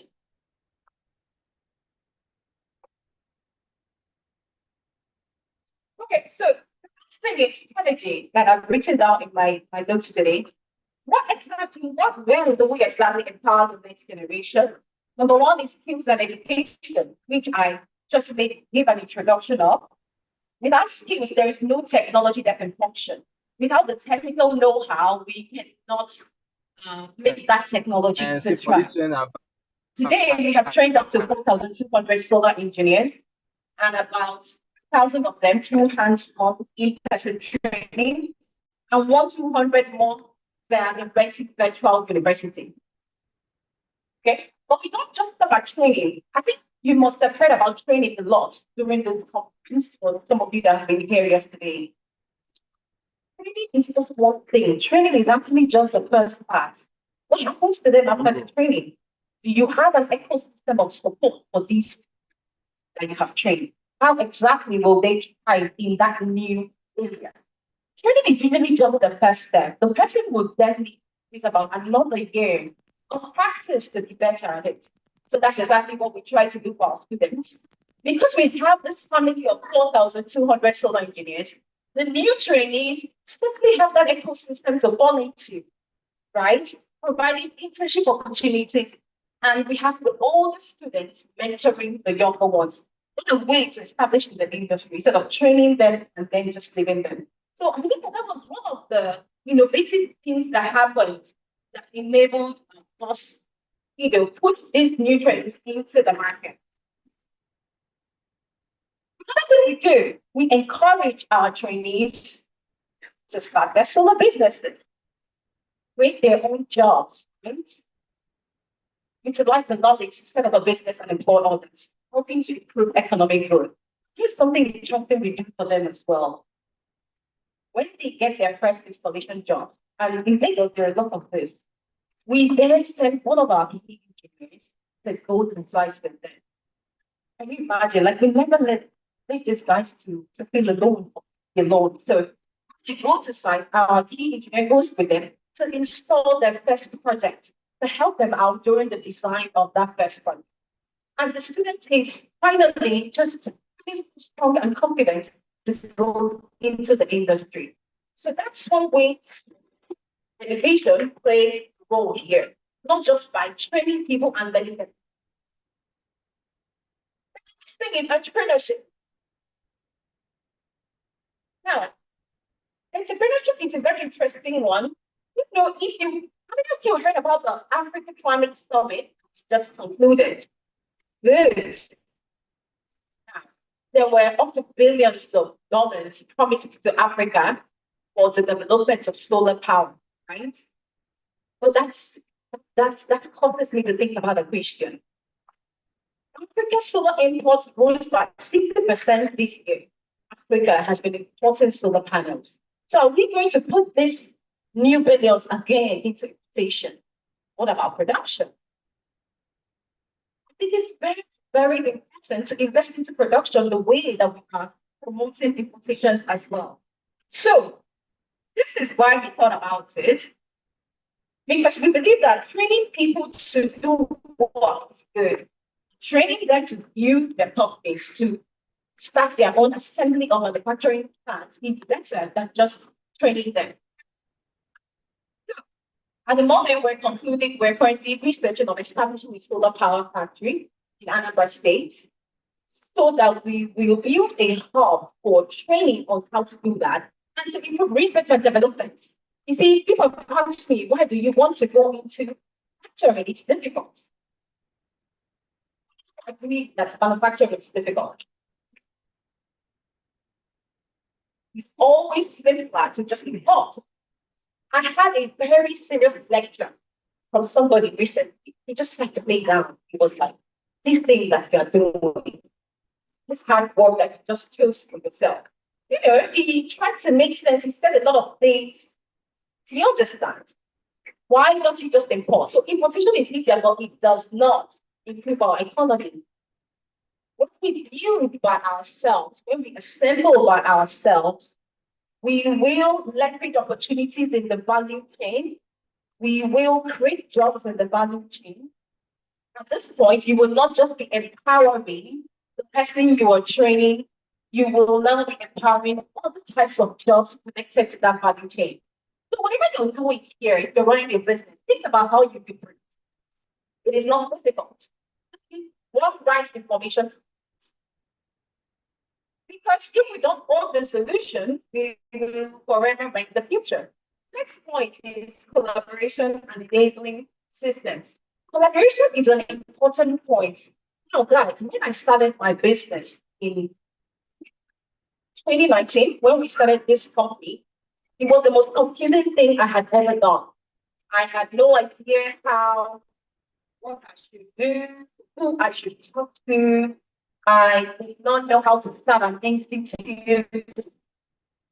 But the first thing that I did is I looked for somebody who didn't know how to do those. And I partnered with them for the first time. If you're currently trying to figure something else, look for somebody else that can do that. Run one small pilot together, and the rest of it will flow. If you don't remember what I say today, remember this. One of my favorite quotes. As you start to walk on the way appears. As you start to walk on the way appears. It's a quote by Rumi. How many people have heard that before? Okay. It's a very interesting quote because it doesn't tell you that the way is before you in that moment. As a matter of fact, you see no way. But it's telling you that as you start to make the move, as you start to take action, what to do becomes apparent. You can never know what to do. That's just it. So stop waiting to know what to do. Stop waiting to figure out what to do. You will never be able to figure it out until you start. So as you start to work on the way to do becomes, then you move from there because the next thing to do will also become clear. So that was what I did then in 2019. We found another organization that knew what to do. We just launched a pilot project with Confucian. Interestingly, 14 people paid me 30,000 naira. 14 people in 2018. Is that not a lot? 14 people in 7 years ago need money to learn what I wanted to teach. This was me that was not sure how to start. But when I took that next step, I found that, wow, who actually wanted to learn this. It was such a powerful proof of concept, and it was very, very encouraging for me and my team. So collaboration is key. That's really what I mean. If I had not found that other lady who knew what to do, I would have been stuck going round and round because I did not want to share my idea. Please note that this is not applicable. Please note that this is not applicable in everything. Sometimes you may want to keep your idea, maybe if it's something that needs patenting and all of that. So we created an initiative in 2021, the Africa Fellowship for Young Energy Leaders. The reason I have included it here in my speech is because we are training people and we are not putting them in places where they can learn more. Whatever they learn will dissipate. So Having partnership with other organizations in African countries helped us place our fellows into hydropower organizations, solar power organizations, bioenergy organizations, and onshore wind organizations, which are the 4 technologies that we teach in the Africa Fellowship. So we have the hydropower, onshore wind, solar power, and bioenergy, the engineering, economics, and the finance of these 3 aspects. But without placing our fellows in organizations that we partnered with, we would not be able to thrive. So we started something called Adopt Company Initiative. Now, I know many of you will be wondering, oh, he's sharing all these many things, all these big wins. The reason I'm sharing them with you so you can see some of the strategy. So you can see how we try to solve the problems that we saw, and so that you could replicate that in your own industry. We're talking about collaboration. Collaborating with other organizations in the field helps establish our program. Hydropower is an interesting topic. How many people have heard the term or are familiar with hydropower? Well, of course, there was a teacher. There was a keynote speaker on that yesterday who talked a lot about hydropower. Yes, it is one of the tracks that we teach African engineers on. So we just a week ago or so at African Summit, the Ethiopian Grand Renaissance Dam was launched. It is a hydropower dam. People heard about that. Sorry, I keep asking how many people heard about it. Yes, yes. Now, it is a 5,000 megawatt dam. 1,000 megawatt, that is a lot of power. So it's going to provide power for up to 90% of Ethiopians. It is a hydropower dam. Now, hydropower is capital intensive, okay? Imagine that we are not training young hydropower. Would they continue to import the skills? So now that's the question. When they were building the dam, I'm sure they utilized skills from outside the country. One reason why we prepare African energy leaders to be skilled in the technology is so they can uptake these sorts of opportunities. And the governments who are investing in those hydropower dams will not have to employ people outside. Do we think that's a good thing? Because Africans can get the opportunities themselves. I'm trying to show you the importance of training and equipping young people to be skilled at something. We have another heading called stories, I think. There's so many positive stories. I'll start with, I've already shared my story during my NYC year, how this whole thing started just 10 years ago when I decided to solve problems that I found in my community. Right. I'll tell you about another person called Aiccees. Aiccees is the student that I trained in 2019. He has made us so proud. I'm sure many of you here have also heard about electric vehicles. And you know that it is a new trend just coming into Nigeria now. Charging stations are a very recent thing. It's just recently that some banks in Nigeria have invested in building electric car charging stations. It's not a popular thing yet in Nigeria. And yet, students that I trained received a contract to install the first youth-led electric vehicle charging station in Lagos. I think it deserves the money.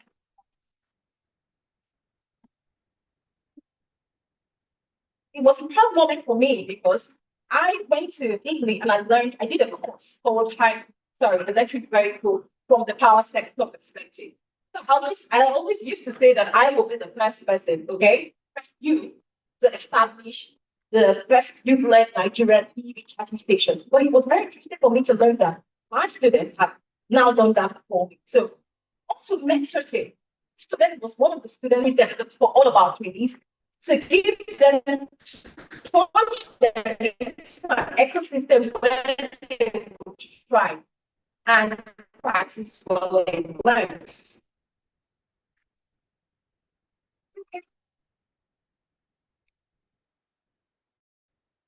So how do we scale this impact?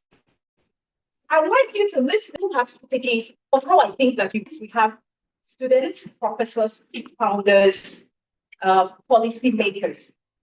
Before I came here, I really sat down to think, can I give these people to take away?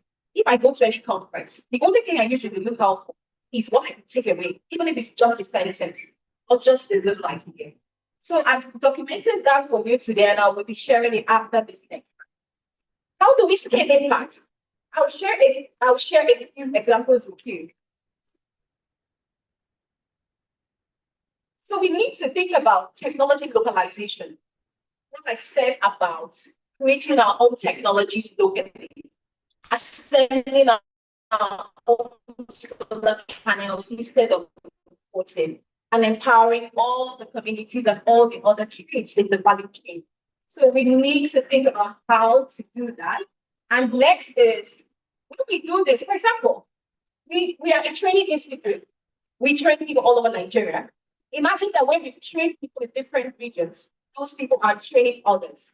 That is the way that we can scale it. For example, people in this room can say, oh, sorry, I'd like to start your institute in this part of the world. I am from this place.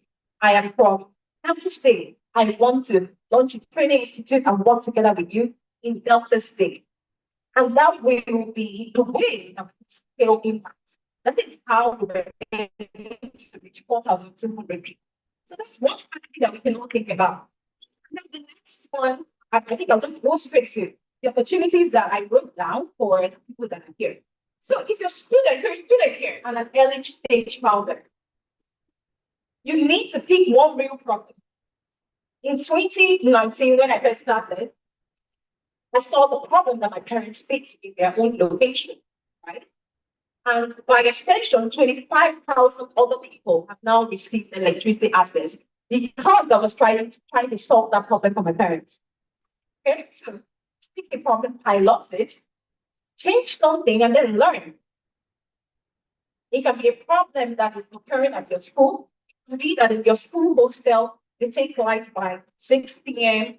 and there's no light to study at night. That is a typical problem in universities with bombing. Okay, so how can you now solve that problem? Think about problems you face every day.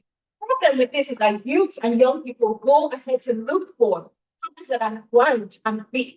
Start with problems that are little and that you face every day. That's the one that will be very impactful. And if you are, then when you do this, you need to publish it weekly. You need to share about it. Even if you're not a social media person, you need to talk about it. Social media is one of the things that helped me as well.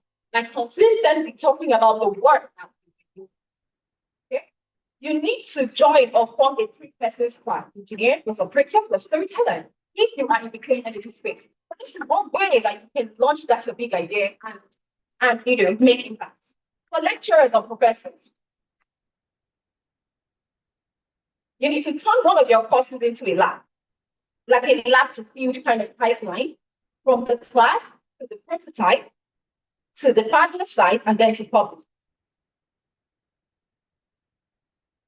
You can host a founders in residence every month.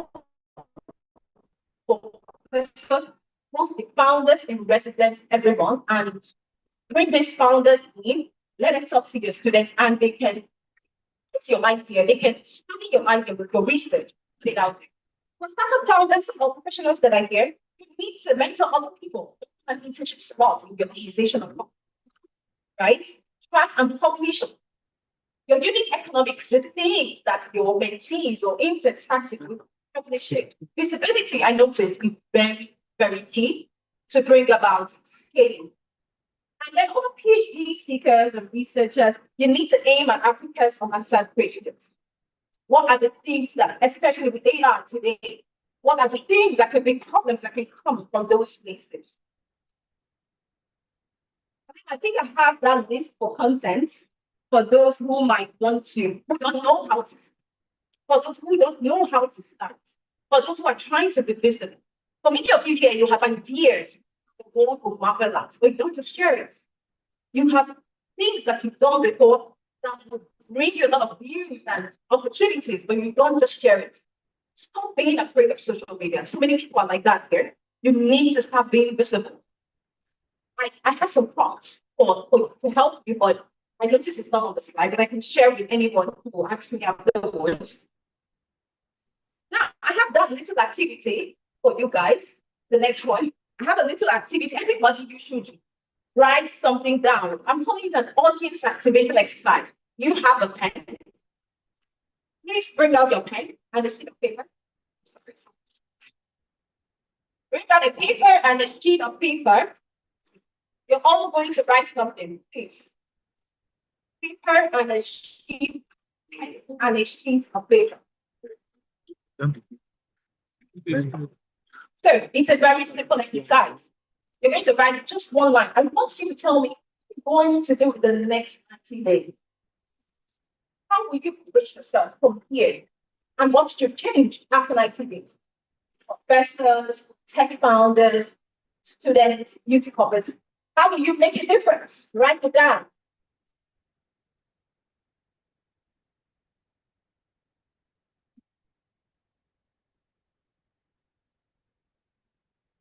Okay, everybody write it down. What will you do differently?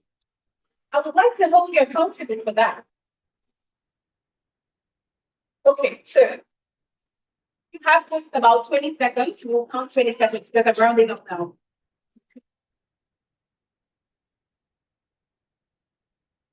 So once you write it, what will you do in 90 days? How will you jump from listening to action? What will you do to take that project idea to the next level? What will you do to take that research document to the next level? What will you do in 90 days? Okay, I'm going to point to someone to read out this.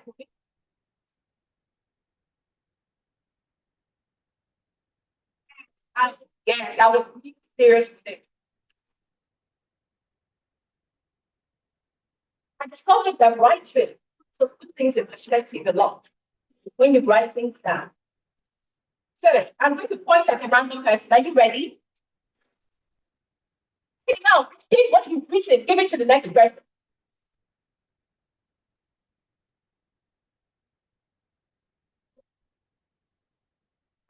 You want to just read yours? That's okay too for me. Somebody's raising up their hands. Great. Okay, tell us, please. Can you give them the mic?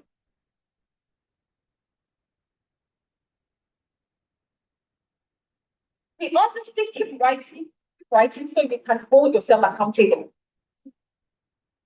Okay, tell me. Okay, so I've written down a couple of things for your presentation. Very cool technology. So me personally, ideas to share, and I've not been able to align it. So within the next 90 days, passionately appealing to the mentor play. Thank you.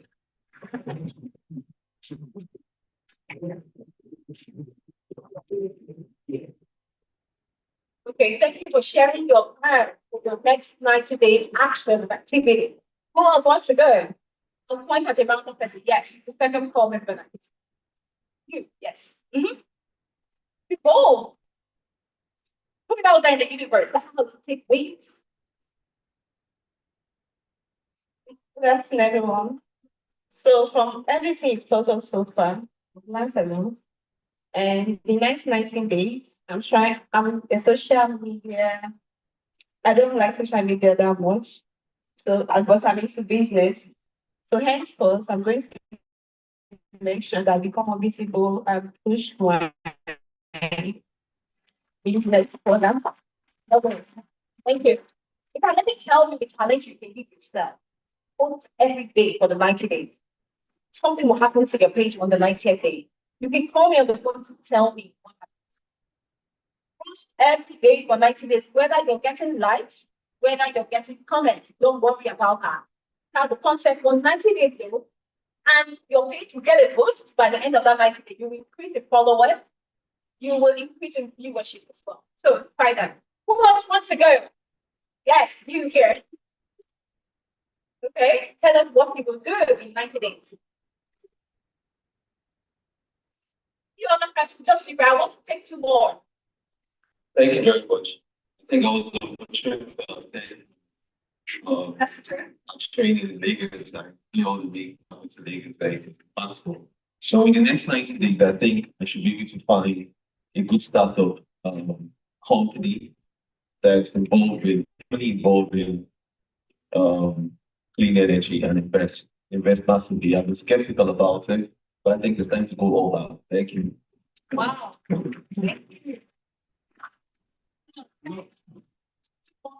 So just 2 more minutes. Yes, I'm rounding up. 2 more minutes. I want to tell you about the young man. He came to our training in April of this year, all the way to Lagos. And he resumed on the second day. I was so surprised. Who is this person who had missed the first day? Didn't mind, but joining us on the second day. Meanwhile, our course is very technical. We don't miss a day. And so he said, I saw this and I'm thinking about going into renewables, but I'm not sure. So just there to improve my knowledge. And he ended up, without being an engineer, without being an electrical engineer, ended up being one of the best that graduated. And he also started a day late. So I appreciate that he has now made up his mind to actually do something because he was still looking into it. Like I said, we always monitor our students. And when I was coming to Port Harcourt, I told him, I'm going to be in your city. You should attend this conference here today. So thank you once again. Okay, please tell me. Hello. Good day, everyone. Good day. I am one of the when you were presenting, you made mention of solar panels. And with time, every time I am moving, try to observe something with the solar panels. I see that most times, most of them change colors. I see that as intimidation or corrosion as a result of interaction with the environment. So I am thinking that within 90 days, I am looking at how I can develop a good system that can try to reduce direct emissions.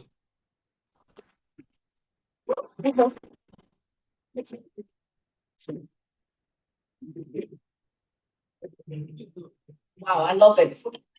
Every day you must take a step towards that goal. Every day, the 90 days, must take a step because we not to just be it all. Solar panels, by the way, are substandard and not quality. Maybe that's why they could change panels, which are lots of the market. And I think you can market this product to solar panel importers and suppliers. Oh, I see a lot of opportunities for that if you can do it. There are opportunities for you. Right here? Yes? Yes.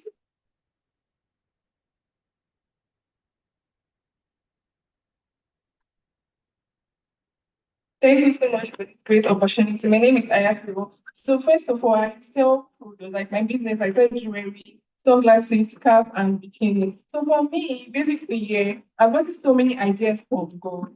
And what I'm going to do is that I'm not going to just to sell products. I'm going to give people more knowledge about Christ, and I'm going to also like try to look for the impact on how to solve my business can bring. If I'm selling jewelry, I'm going to look for a way of how to make it more jewelry. And again, I'm going to like employ with like more people that have more knowledge on this. So that's what I'm doing in 90 days. First of all, I would say my first step is reflecting and reflecting with God, know more things about my business. And second is to build more habits and engaging with more people around my society. Then progress.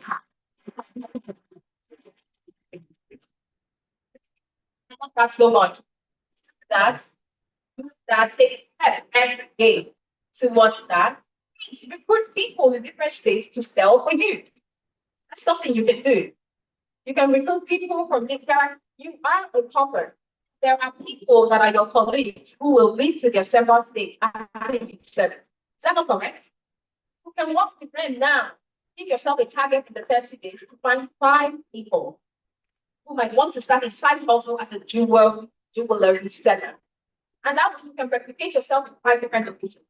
So in closing, thank you very much all for answering and for writing out your plan. And I hope that everybody wrote down plans. If you'd like, you can share it with me after. I'll still be around. You can share your plans with me. So I will close now by saying I try to have something for everyone in the crowd. Let me bring us back to the title, Strategies, Stories, and Scaling Impact. I want to leave each of you here with something you can take away, something that speaks directly to the seat you're sitting in today. Because in this room are students, professors, founders, policymakers, and researchers. We're not all playing in the same position, but we are on the same team. So for students and entrepreneurs, please do not feel like you're standing small, like so many young people feel today. Oh, I'm not getting likes. I'm not getting comments. They like this person more because they are getting more comments and likes. When you do that, that is the beginning of your failure. I promise you. I promise you that when you compare yourself like that, you will fail. So I'm not going to put people paint words and say, oh, if you try, you're going to fail. So start where you are. Okay? Don't wait for the big fund for people who are starting business. I made that mistake in 2019, waiting for funding until I decided to partner with that my colleague to start something. At the time in 2019, I had already been to US. I had a lot of contacts, to be honest. I was sure that they would give me money to start, but they all failed. I was like, wow, with all my things, all the things I've done, how come I was not able to raise a simple grant? So they all failed. But that was the university's way of pushing me to start on my own. And when we started, the university opened its doors. So start immediately with what you have and don't stay hidden.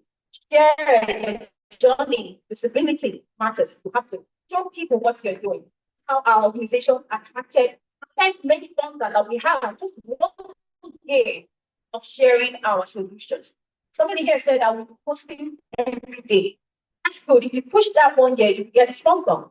You're not going to look for them, they will fund you. That's what happened to me at the end of 2019.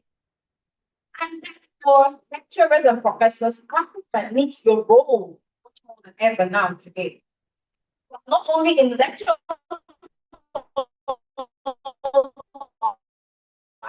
academic journals. Imagine if every class you taught became a lab to be type. Students prototyping your solutions in the class, testing in their communities and publishing their findings, and then scaling them. That's what our partnership with Anambra State Polytechnic, like I said, we're trying to establish a solar factory in Anambra State. We are working with the local university there so that our factory can become the practice ground for their engineering students, right? So that research can take the paper and be practiced out in the field. It's what you can do. Lecturers and professors in the field. Academia must not only produce papers, it must also produce power stations and all of the technologies that come from the amazing research.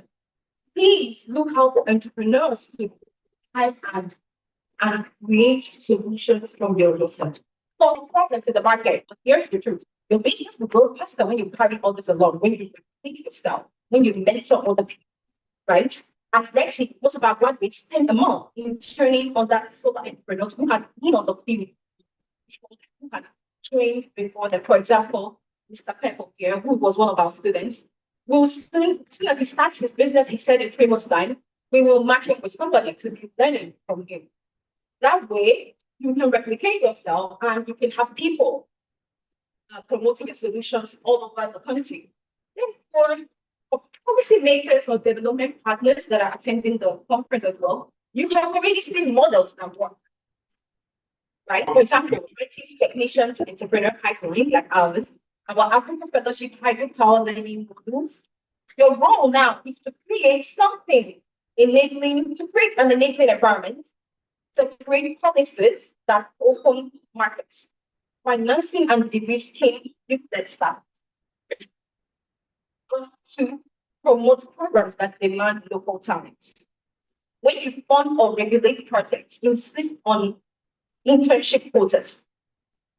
Ensure that these companies can show you how they promote youth-led engagement within their programs. Okay? Does not really lack the capacity, they lack opportunity, and your decision as a policy maker can multiply impact.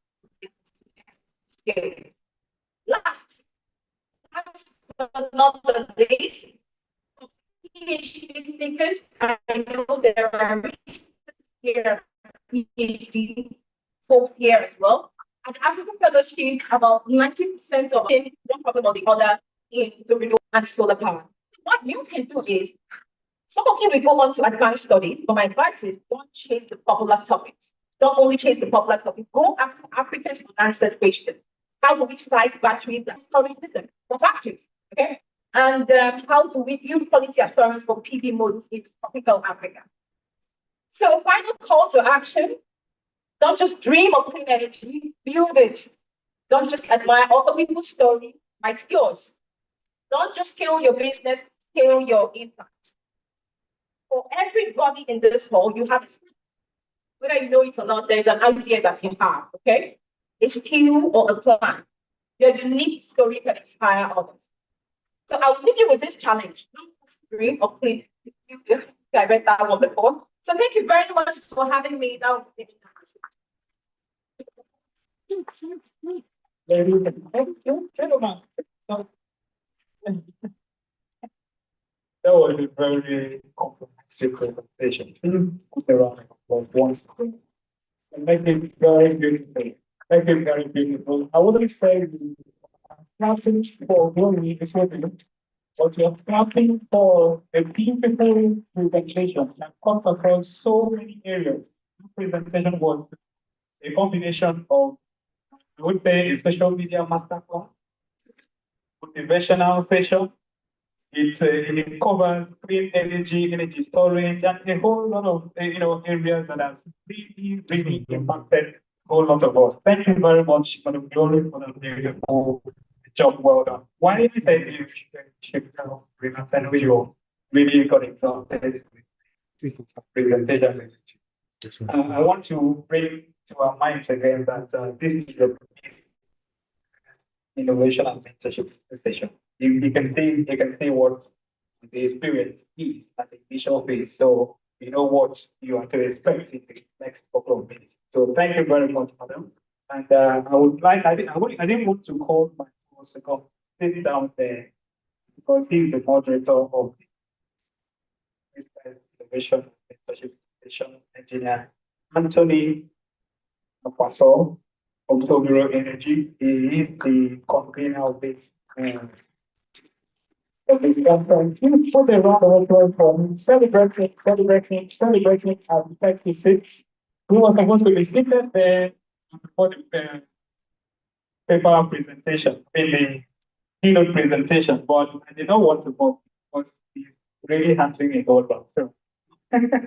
So thank you very much, sir. So the man at the center seat is Anthony Akwaso, who is a foreign registered mechanical engineer, clean energy entrepreneur, and sustainability advocate. He co-founded the Veronica Anthony Foundation, leads clean cooking and renewable energy initiatives at Bureau Energy.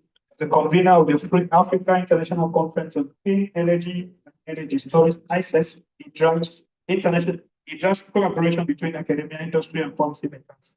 Passionate about innovation and energy justice, Engineer Anthony works to deliver solutions that enhance livelihood and advance sustainable development. Please once again put your hands together, celebrate Engineer Anthony Akwaso.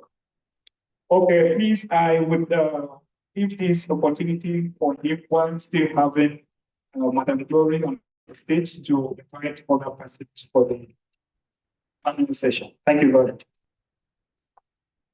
Good afternoon, everyone.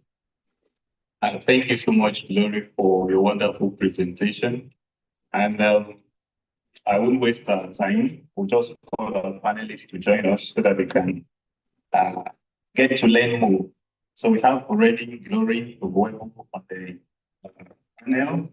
And we also want to welcome Mr. Ejikeme Mosu, the CEO of Lumos Lab. Thank you so much. Also, we want to welcome Emeka Eleodi and Dr. Waike Kelvin. Thank you. And Dr. Emmanuel Ike. Dr. Emmanuel Wadike. Thank you. And we also want to welcome Dr. Lydia Oyeneni. Thank you. Thank you. So, please, you can shift this way so that it doesn't look as if this ladies are sitting. Okay, maybe. Okay. Okay, here. Thank you very much. And thank you again, Glory, for that insightful presentation that you just made. I interestingly, just to tell our core members, Papa winning. Papa winning. We will win. No, no. To also tell our core members, our keynote speaker yesterday, Professor Eleta, served here in 1986.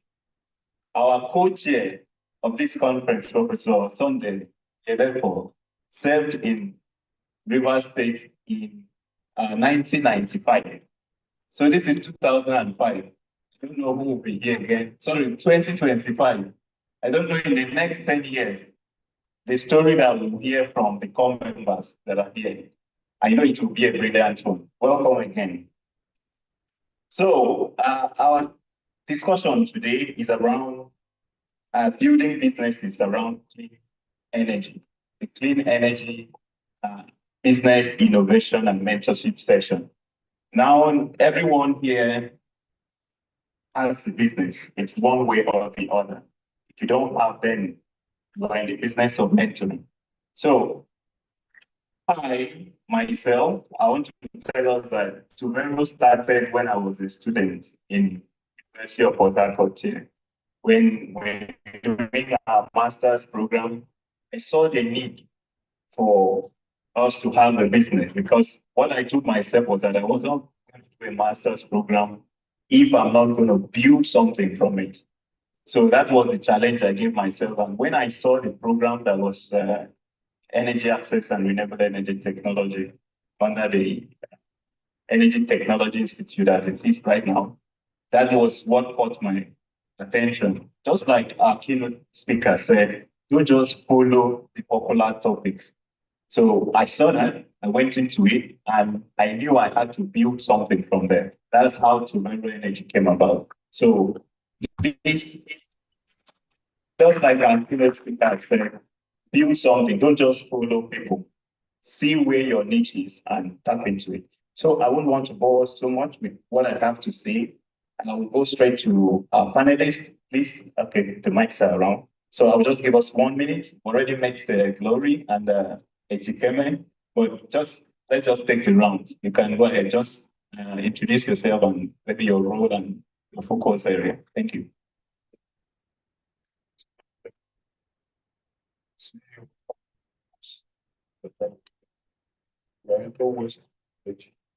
My background is also chemistry, chemical chemistry, instance. 7 international patent trials on waste energy technology.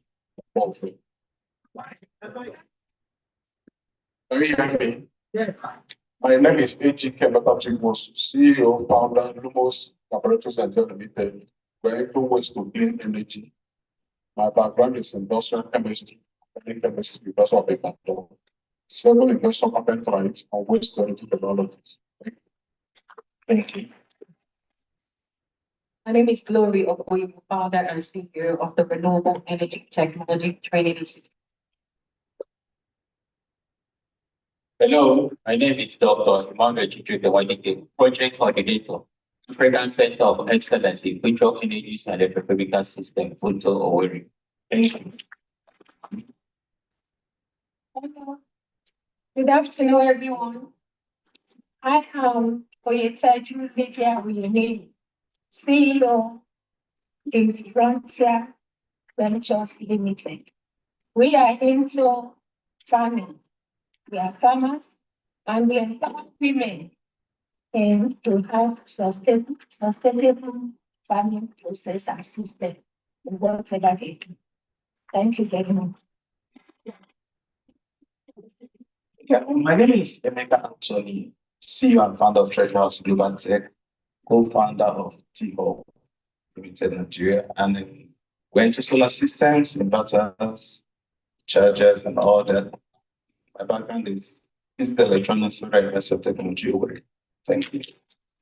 Thank you very much. Please just stay with the mic. It's Dr. Meki Brown from the Rivers State Ministry of Trade and Industry here, Commerce and Industry. Dr. Meki Brown, okay. A round of applause for him as he joined the state also. Thank you very much. He's the Director Commerce in the Rivers State Ministry of Commerce and Industry. Thank you so much, sir, for joining us. Okay, so I will, okay, you can hand over the mic to, if you still want to introduce himself before we kick start. Good afternoon. Please, I want to stand on the existing protocol. To present the job brief because the permanent secretary of Commerce and Industry, River State Ministry of Commerce and Industry, supposed to be here personally, but because of assignment, we are starting our calling. So that's so much. So I should bring his own greeting with his heart. So thank you. Thank you so much. I am Mechi Brown, Doctor, PhD. I'm going to be the Director of Industry, River State Ministry of Commerce and Industry. I'm taking roles in policy making, especially that of the industry. As a marketer, I focus on strategic marketing, business development, and transferring how to see how you can be able to reshape entrepreneur to a pathway of source. That's been my work for over 15 years now. That's what I do. All right, thank you so much, sir. And thank you for joining us. And extend thanks also to the permanent secretary who, as you said, would have been here if not for some official engagement that he has. Okay, so I'll go straight to my very first question, since the mic is still with you. And the first question will be, what's the role can state-level industry ministries play in attracting investment into clean energy initiatives? Okay. Answering to that question, so first I've seen that why the presenter Glory was presenting. We see I saw in the house, I presently in the house potential entrepreneur. So potential entrepreneur, but has the need to be shaped to achieve their goal. Why did I say so? Visionaries here, there are skills here. Now, having got the vision, having gotten the skill, there will be a permanent shift to the business sector. How did you do that? You do that by navigating the business environment. First and foremost, as an entrepreneur or multi-entrepreneur, at this point, having gotten those skills and vision, converting it to business and tangible product, converting a vision and skill to tangible product. When you do that, you approach the government. How do you approach the government? The government will only know you when you are registered for business. Identify yourself as a business person with a business name. We know when it comes to this point, we say money has come, capitals have involved. How do you do that? But there is policies. There are ways, numerous ways government aids the entrepreneur to come in so that they can load. If you cannot register with CSC, your business name, because lack of fund, I would advise you come together in a cluster and register as a cooperative. Register, you would identify as those that have the same vision to come up and register as a cooperative. At that point, government will know you. If there is need for you, government will listen. So the question is, how would government assist you? How will government assist? Yes, yes. Okay. Government will assist you, and for instance, you come as a cluster and you come like a real estate government do. We have cooperative department. If you cannot go to CSC, corporate affairs to register, you come, you identify yourself, we register you as a cooperative, cooperator, as you will be. Then after the registration, you begin to identify yourself in agencies like media, so that if you are waiting for fund, if you're looking for fund, we can now come in to assist you. You can also know that this government, this present government, in February this year, don't have 3 billion to River State microfinance. What is the purpose? That money is for the entrepreneur. That money is for the entrepreneur. But how would you cannot access it individually? It is very difficult. But you can access it cooperatively as a cooperator. Because they will not give you that enough you want to use. Thank you, Dr. Brown. I think most persons will come to your ministry because if you give them all the information, they won't visit your ministry. Thank you. Thank you so much for that. So from what they have said, you need to register yourself. That is the first step. Then if you can register, you can come together and register as a cooperative. Then there are government institutions like SMEDAN that support entrepreneurs to scale their businesses. So thank you very much. I will go to my right now, and I will stop at Glory. I know you've already spoken about this during your presentation, but maybe just to reiterate, what role is training? And I also want to mention here that on the screen there, you will see Dominic Carter.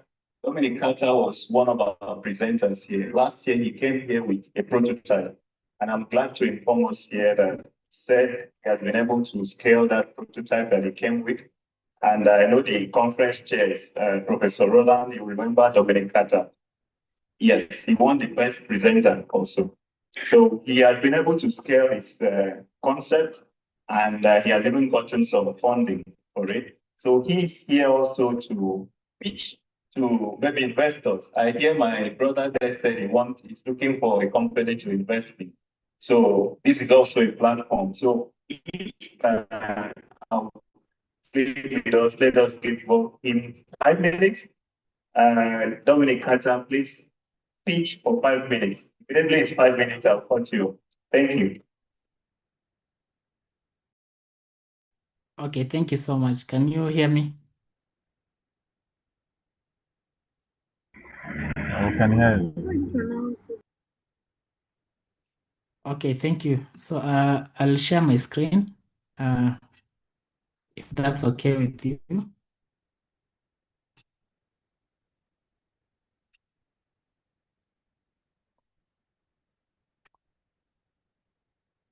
Can you see my screen as well?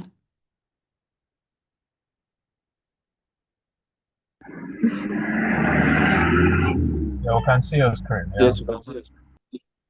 Okay, thank you so much. My name is Dominic Carter. I'm the founder and CEO of Giotto, and I'm from Kenya. So yes, I'm happy to share that I was at the second Aiccees last year, and it was an amazing session. And thanks to the sponsors who facilitated my travel. And most of you didn't realize that or don't know that when I was presenting the IoT incubator, which we had just invented, there are a few things that were running behind my mind. For instance, back in Kenya, I left with no functional team. We had some internal wrangles. The prototype was still having some issues, so it wasn't really working as I wanted. We didn't have any business model that was viable. Actually, one of the biggest question I was asking myself, how do I build a viable business model around geothermal energy, which is something that has never been done in Africa before. So in a nutshell, I didn't know what I was doing at that moment. But what I'm really happy to share about the conference, I really learned a lot from the experts, the researchers, and people who are there, the speakers, and all that. The level of exposure really solidified my problem statement that I had about the energy access and energy insecurity in Africa across different value chains like cooking, electricity, and even in agricultural processing. The contrast was, however, that in Africa, we are living beneath a gold mine of, geothermal energy. For instance, in East Africa, we have over 15 gigawatts of geothermal potential, yet we have only harnessed about 1 gigawatt. So there's a very big contrast between the problems that we have in Africa and what we have available, the resources that we have. And I'm also happy to share that during the process, I was able to secure funding of about 35 million nairas, which has really helped me to bootstrap. And I'm going to share with you a glimpse of what I've been able to do for the past few months.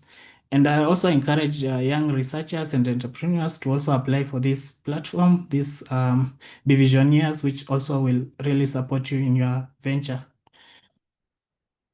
So this is what I've been able to do in a nutshell. We've been able to set up 4 sites in Kenya. We have over 30 acres of land, access to it, and we've explored over 5 value chains, which I'm going to take you through. And we've been able to scale the systems that we have set up that are using geothermal up to 8.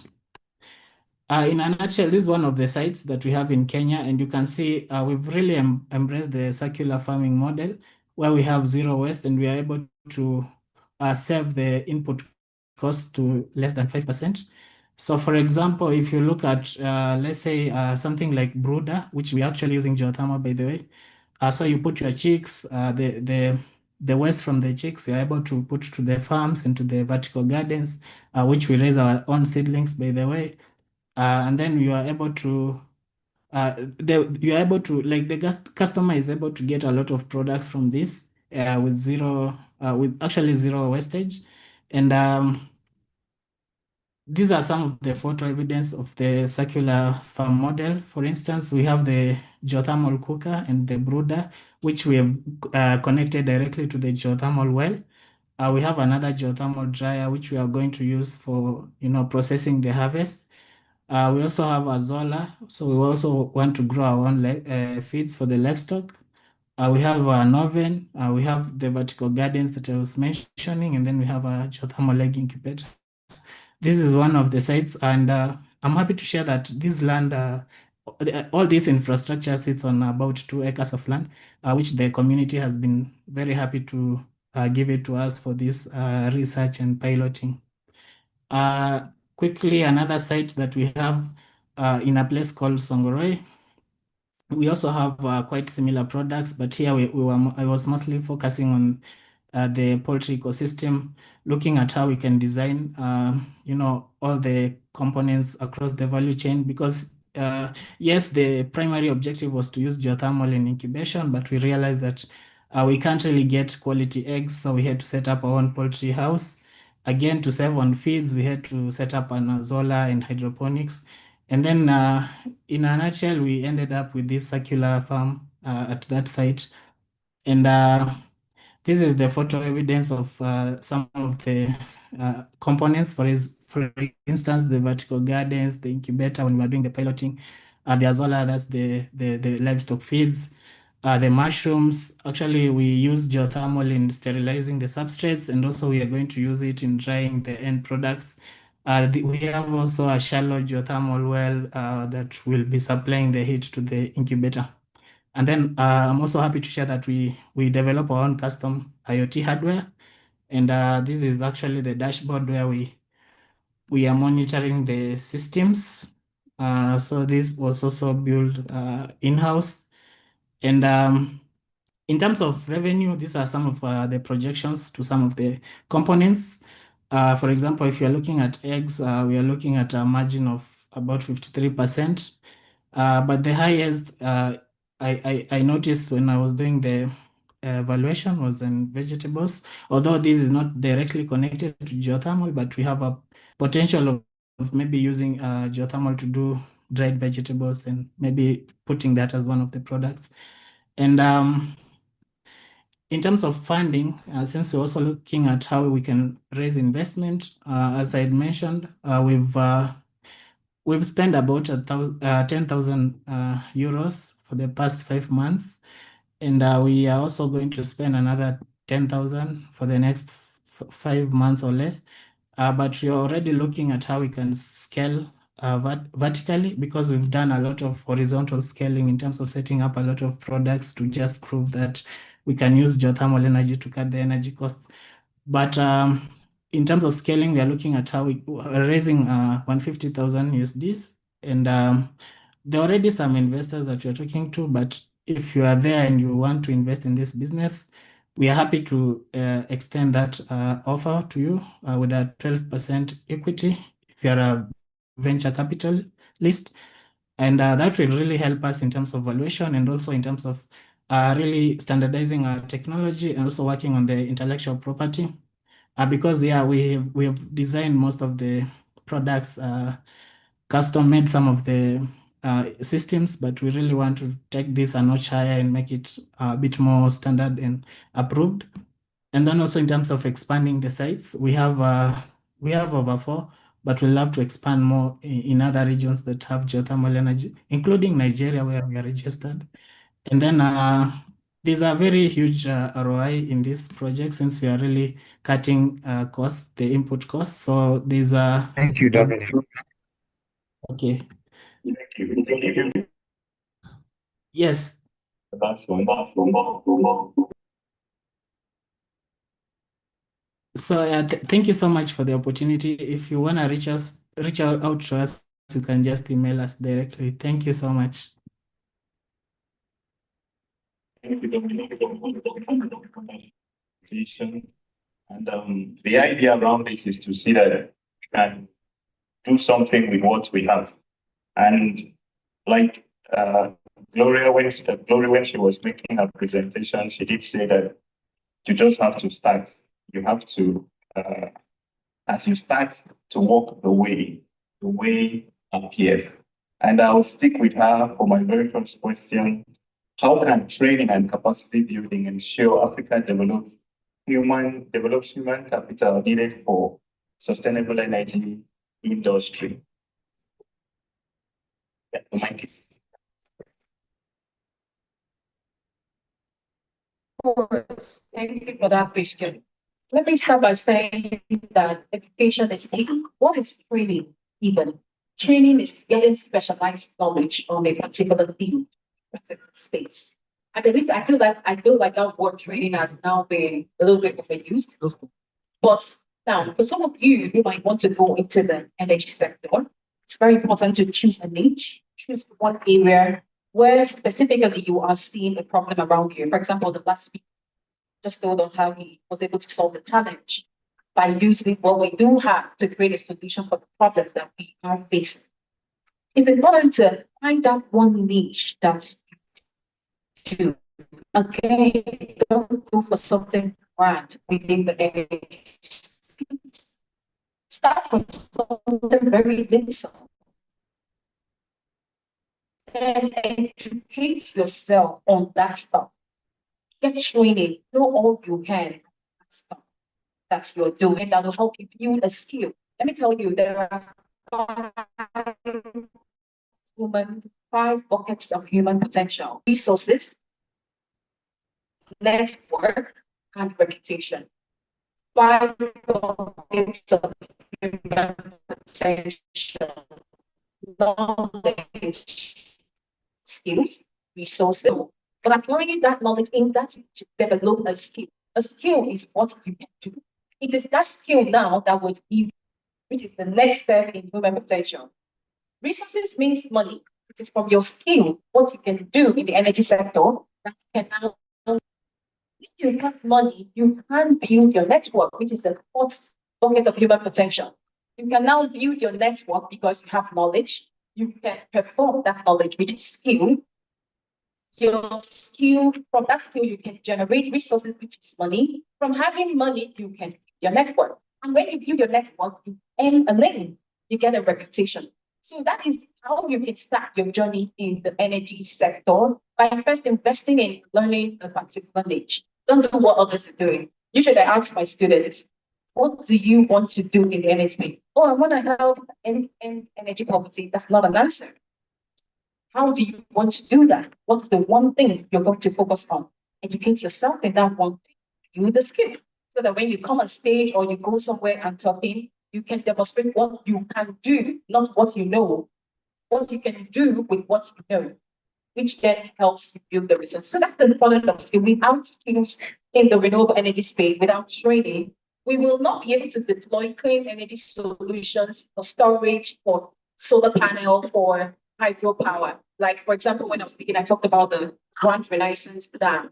Without trained engineers who can, in fact, maintain that very dam, it will fail in 1 year, right? So that is the usefulness of gaining knowledge on a particular field.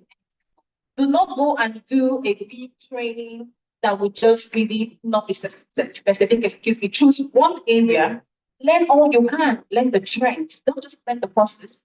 Learn the technicalities, learn the trends. Thank you. Yes.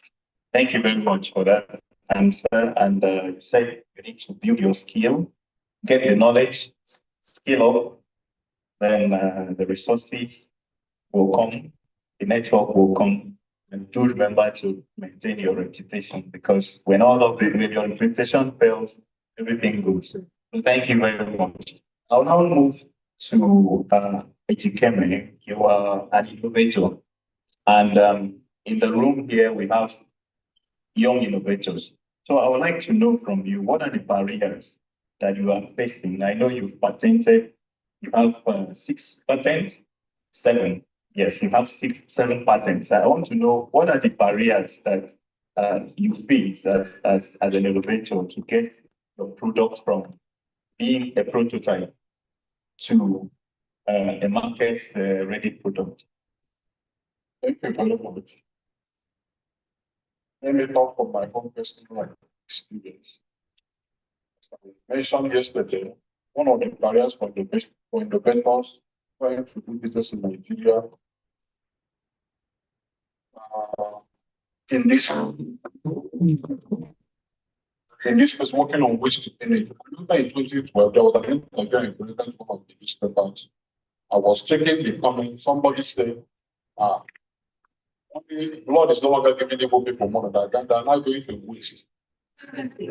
You understand? So, and it became something. But 2012 till now, you can see that many people know that waste is actually a resource. So, and how can people believe that it is working based on what you are doing? You have to get your product right first. There's a program going on because we are partnering with MPT, that's science. They needed to take some people to London next week for exhibition. Some people did wonderful presentations, had wonderful slides. They chose them at the end of the day, no product. They don't have the product. When they do presentation here, you can give them the money. But let's see the product, let's see it work. Have your product, and I know, and I promise, once you have the product, it's working. If government is not ready to patronize, private people will do that. And anywhere in the world, patronize you. Have your product ready, then investment and others will follow. There are challenges actually when it comes to what really helped me because of the knowledge I had as undergraduate. I filed my first patent in 2004. I didn't get it. But I got my first patent in 2014 after 10 years because of that advanced number of things. With those patents we now have, or rather the company, it makes it easier for us to be able to narrow it down to waste. I reason waste is get some project. Even there are some that maybe some hours that they wanted to get based on the power of the patency, we'll be able to get it. So knowing your area, if you don't have patent, you know how to do this thing very well. At the end of the day, you still get it. There are some projects we will bid for, we will not get it. Somebody will start it and win it because they get back to us.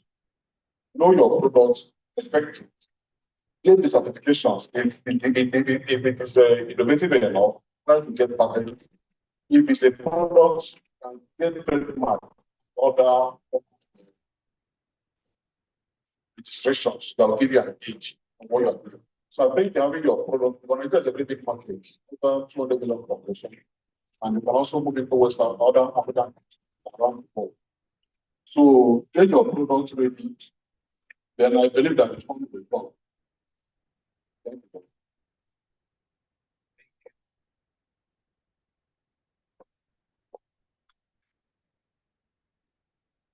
Thank you very much. Get your patent ready, get your products ready. The market will come to you. Nigeria is big enough, Africa is big enough, and the money will come. Like he has said now, there are sometimes when he gets stopped, his patent speaks for him. So thank you very much for that. So I'll move straight now to talking of patent. I know that within the academic institution, like one that we are, there are a lot of innovators from their projects, from their researches, that we have this challenge that, okay, I'll just ask, is it true that when students innovate and after they approve the project, how does the academic support them, especially the lecturers, their supervisors? I just mentioned that our company started when I was a student here. So how is the academia supporting young innovators? I'll still stick to my right now. Thank you. Okay, good afternoon. The academic industry plays a central role in making students innovation scalable and in nurturing them to become successful entrepreneurs. Those final year projects you will produce will not be a waste. They can be commercialized. There are some products that can be there. Take for instance, for you to commercialize your project and make your project viable, you have to build an entrepreneurial mindset. And don't that your project to be your personal business and work towards how do you achieve that? One, curriculum integration, embedded entrepreneurship, creativity, and innovation courses across all disciplines, not just business. Sometimes you can collaborate with people in engineering, management, social sciences, even in law, where you can have patents, property, and all the rest. To make that your project, you make it from your own, make it perfect. At least it belongs to you. You can even have experimental learning, where you encourage problem solving, design thinking, project-based assignment, that expose students to real-world challenges. Then you talk about failure tolerance culture.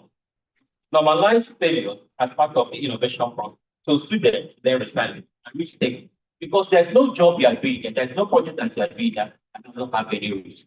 Your ability to identify those risks is the main, and those risks have been solved. Because if you know what is wrong with you, you can know how to go about it. Then the second part is the students need to talk about providing platform for innovation. Innovation hubs and incubators are very, very key. Universities are advised with innovation center, making space and labs where students test and refine their ideas. They talk about pitching competitions and hosting competitions. Hosting competitions are more funding opportunities, mentorship, and any validation ideas. They talk about industrial partnerships, linking students with companies, helps test prototype in real market. Sometimes you can do your training, all this IT training. You can get your idea of your project, your students' industrial works in experience it, You can develop your project there. When you finalize it and know what that your project, your company, where you did your IT is looking after, they can employ you. You become part of the company. That's an easy way to get employment from all these things we do. Is then access to resources and funding. You know, there is no business that doing now without funding. Finance is the bedrock of any business. Your ability to get funds, sponsorship, and grants for the project of your project makes the project go far and be scalable. Then you talk about research commercialization. When your research is good, you can commercialize it. You can turn it into money. That's what entrepreneurship. The ability to create money and then. Then look at what networks. How do you network? Build connections with alumni, entrepreneurs, investors who can provide financial and advisory support. They talk about mentorship and capacity building. Faculty mentorship. They are being mentored by your lecturers, your professors in the department. Talk about entrepreneurship in residence program. Invite successful entrepreneurs to coach and mentor students. They talk about training in soft skills. How do you train them? You teach them in negotiation skills, leadership, digital legacy, and financial management to complement technical skills. Because if you don't have a good financial management skills, you may not be able to manage any contributor. Right. Because if sometimes in finance, somebody is overfunded. You go to the bank, you borrow money, the money you requested for 10 million, they give you 20. Now you have excess. Sometimes you look at some businessmen, they say non-performing loans because the money the bank gave them, they don't know how to use it.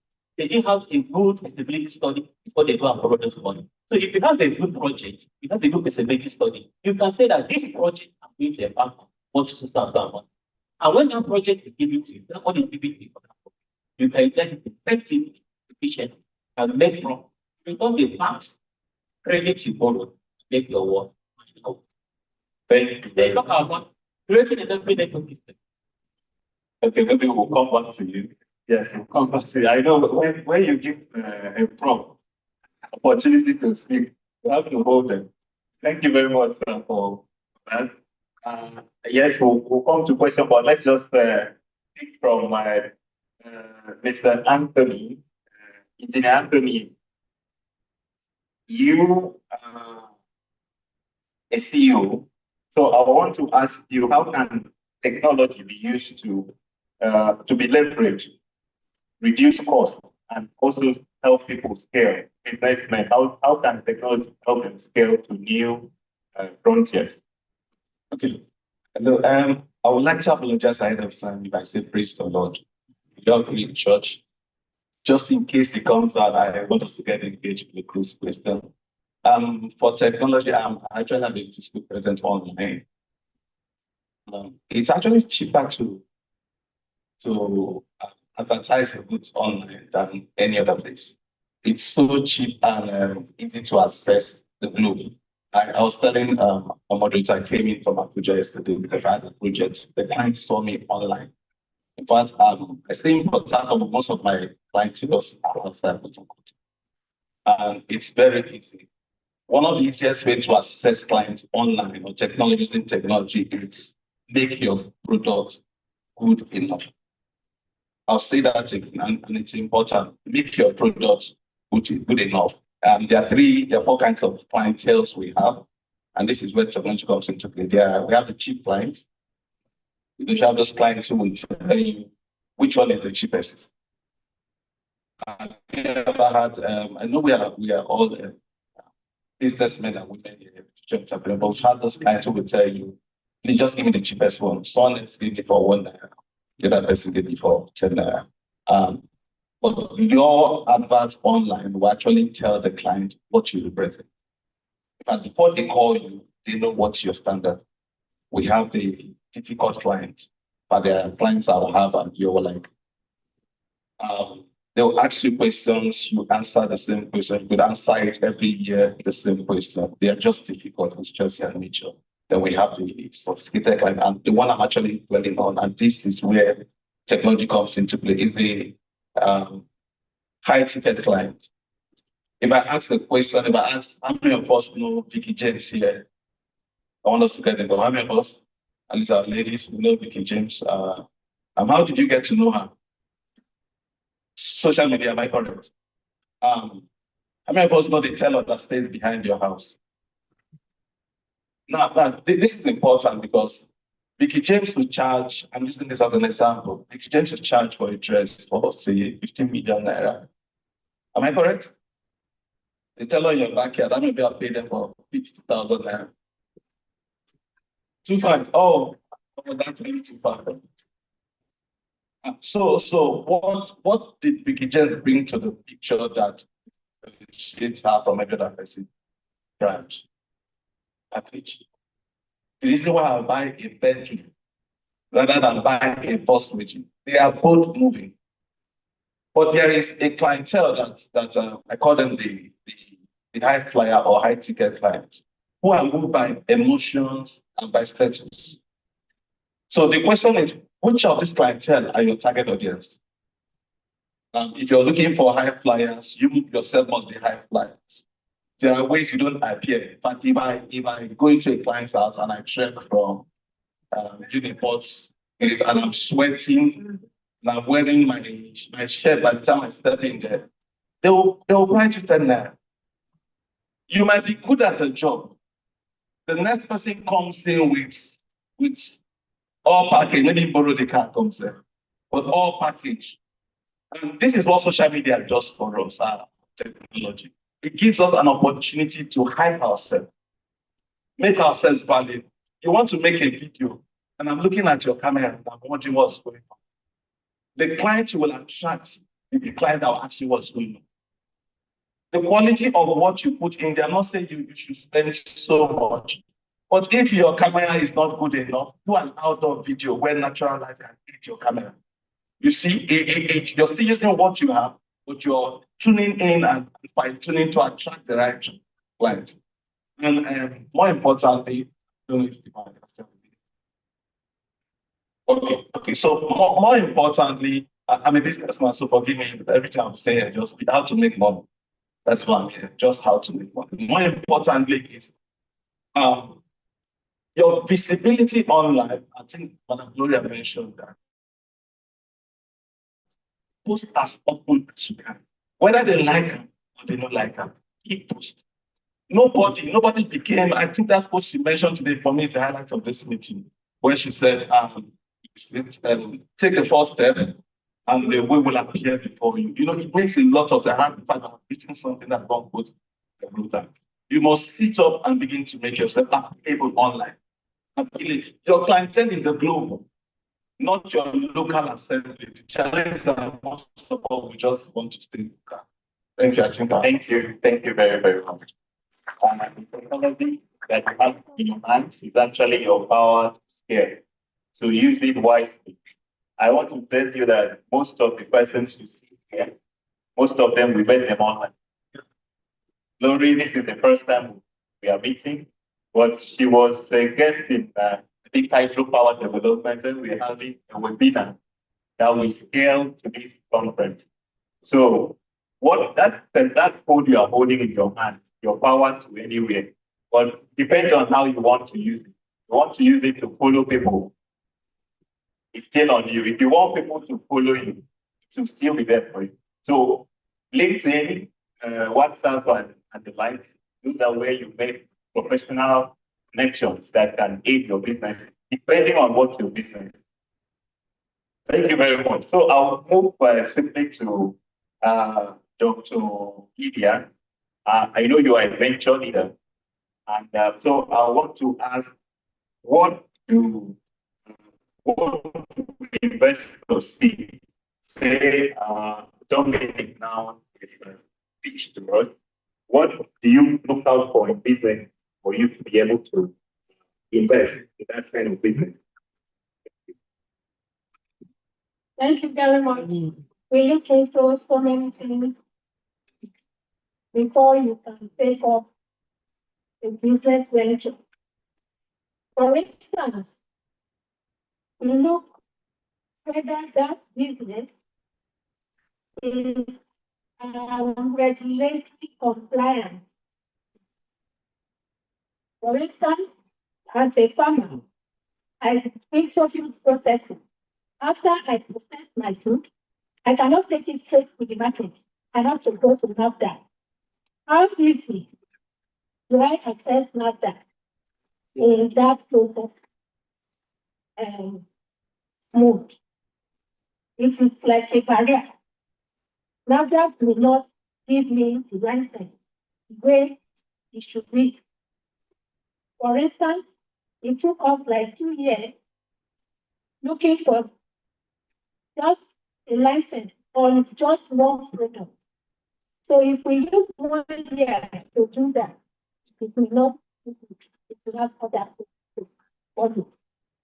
Another thing that investors need is, are your products valuable? Have you validated it in other markets? Have you tried it? What made you to do what you are doing? Did you check on your environment? What do your customer need? It boils down to what we are saying, what most of our presenters have said. Before you go into venture, what did you think is pouring you to go into it? The market, what really? Yesterday, somebody came on this platform when they were talking about clean energy for food. My association went into partnership with power soap, and they have other things, accessories that goes with it. They are taking this soap to local community, and the people there were happy. They started using it. But from what we are saying now, that soap will not be able to sell tackles. Why? Because for tackles is more upgraded than that thing. And so they may not need that soap. But even in Port Harcourt, if we look at like compact, maybe so to find out what your customer needs, what the ability to produce. Another thing that you do is there are certain things that is what we call intellectual property. In the academia have patent. So whatever like you read the project or you are writing something, you are finding out, do a research. By the time you are, if it is entrepreneurship, sometimes when your product comes out like that, there are people who will steal your ideas. And as soon as they do that, you will have a problem taking your product to the market. So what do we do? You have to start on time. Don't delay. The site is project is for everybody.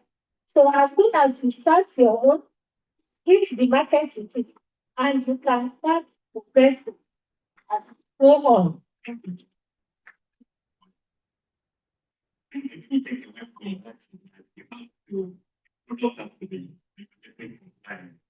You just don't have to give up anything.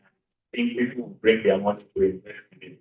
They have told us of how long it took to get even one of our products registered with NAFDAC. So if you want people to invest in your business, make sure that you standardize it and also validate it. Somebody won't risk money on you. Take your product to where you think you can validate it. Lori mentioned it, that she had to look for a market, she had to look for somebody to partner with, because when she saw that she had to validate this idea that she has, when once she validated it, the funds came. Also, Ejike may also have said the same thing, that he had to use what he has produced, set up this biogas facility in his house, so that people, when people want reference, they can say, okay, come to my house, I'm actually using it. So thank you very much, Ma, for that. Before we go, I just want us to take around maybe one minute each to tell us a final thought on, in terms of mentorship. I'll start from in terms of mentorship.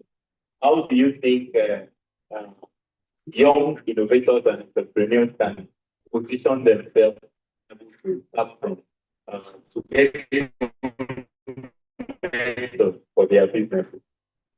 Thank you very much. It's very important to look for someone that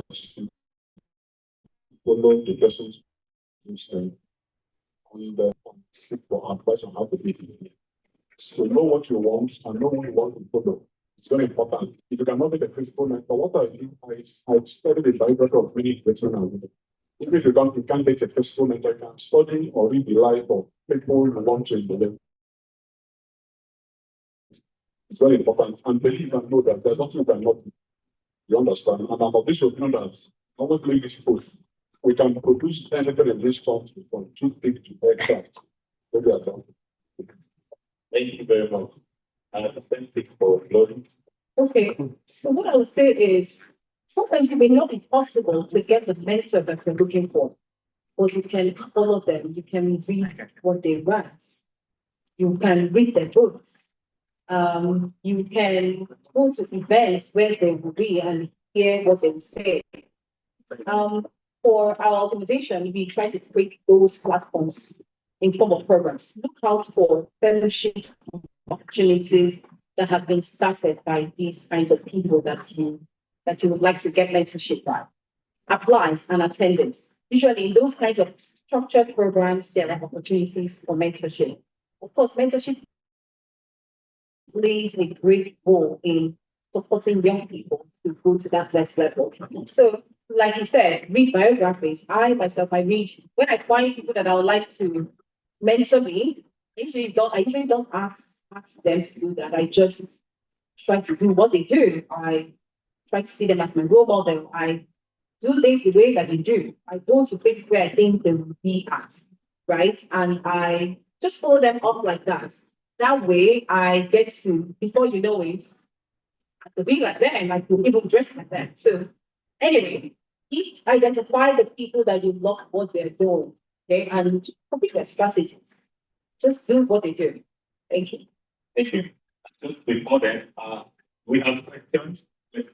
Yes, I see one, two. Any other questions? Okay, we have two questions. Please take the mic to them when we are facing. If there are questions, okay.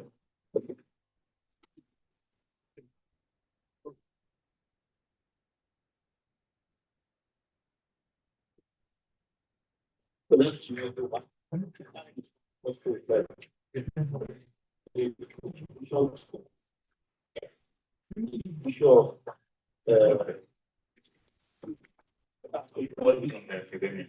Yes. Now, if you have an innovation or a project, I've been the director of so you don't have the contract of a establishment. You can do a small report, attach photographs of products, and send it either through your institution or the report you have. Or I think all the events we have as a student, whether undergraduate, postgraduate, you send it through that system. You don't have and you check to register it. Or if your parents, they are little work to do, then you consult a lawyer. This one is faster. Between a month, I know result. The lawyer will not help you to do the registration. I'm saying it so that everybody will, be ignorant, be looking for how to detect your work. So the lawyer will help you to do it. You cannot go through the route of contract. So that's the one thing.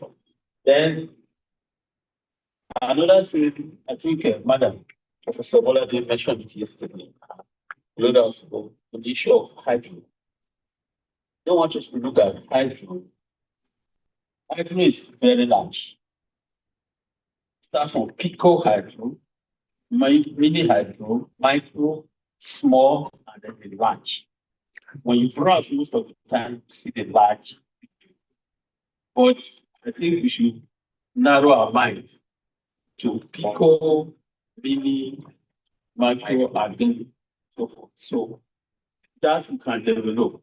I will discuss with Professor and Louis on because we already what we call part on to talk about.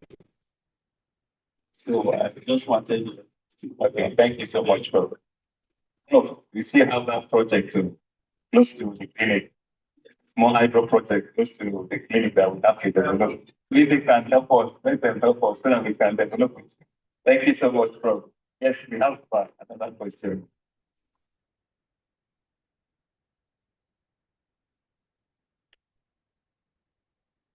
Good morning.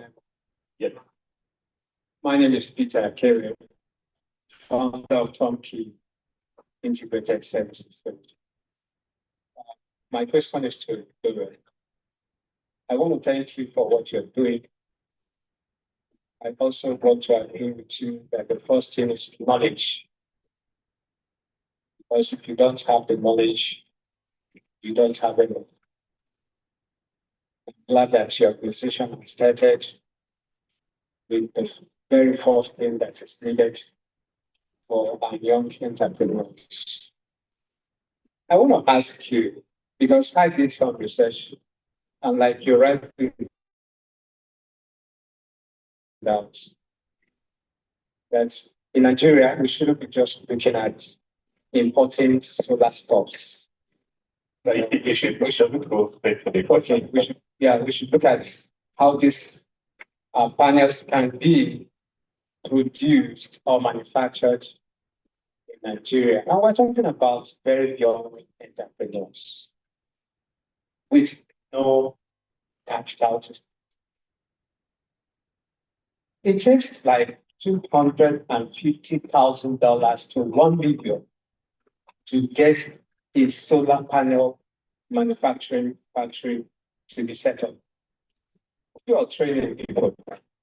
Does your organization have any funding mechanism or the people that you have trained to support these young people, knowing fully well that you need capital in order for them to scale, or you just train them and push them into the market for them to experiment the market? That is what I want to know. Do you have any financing model to support those who are training? Thank you. Great question. Thank you. Sir, about training, start from the small scale solar panel deployment before manufacturing. Okay, we build the understanding of this young people first on like somebody said here, starting small, the smaller things first. The things that we train on are usually opportunities that these young people do not need any capital to start. All you need is to have a person with the need of installation contact you. You design the system with your knowledge and you charge them a fee to start. With the fee, you provide the technology and fee. So most of the 4,200 people we have trained themselves have now started their business because they don't see the capital to start. That's the good thing though with solar. I think you can also confirm, anybody with solar can confirm this, that you can start and make a lot of millions before you know it. What you're stepping side though is the fact I think where the question we have just started that training now. The thing that the people can do with that knowledge is to join any manufacturing efforts as an employee, right? And so have a skill support there.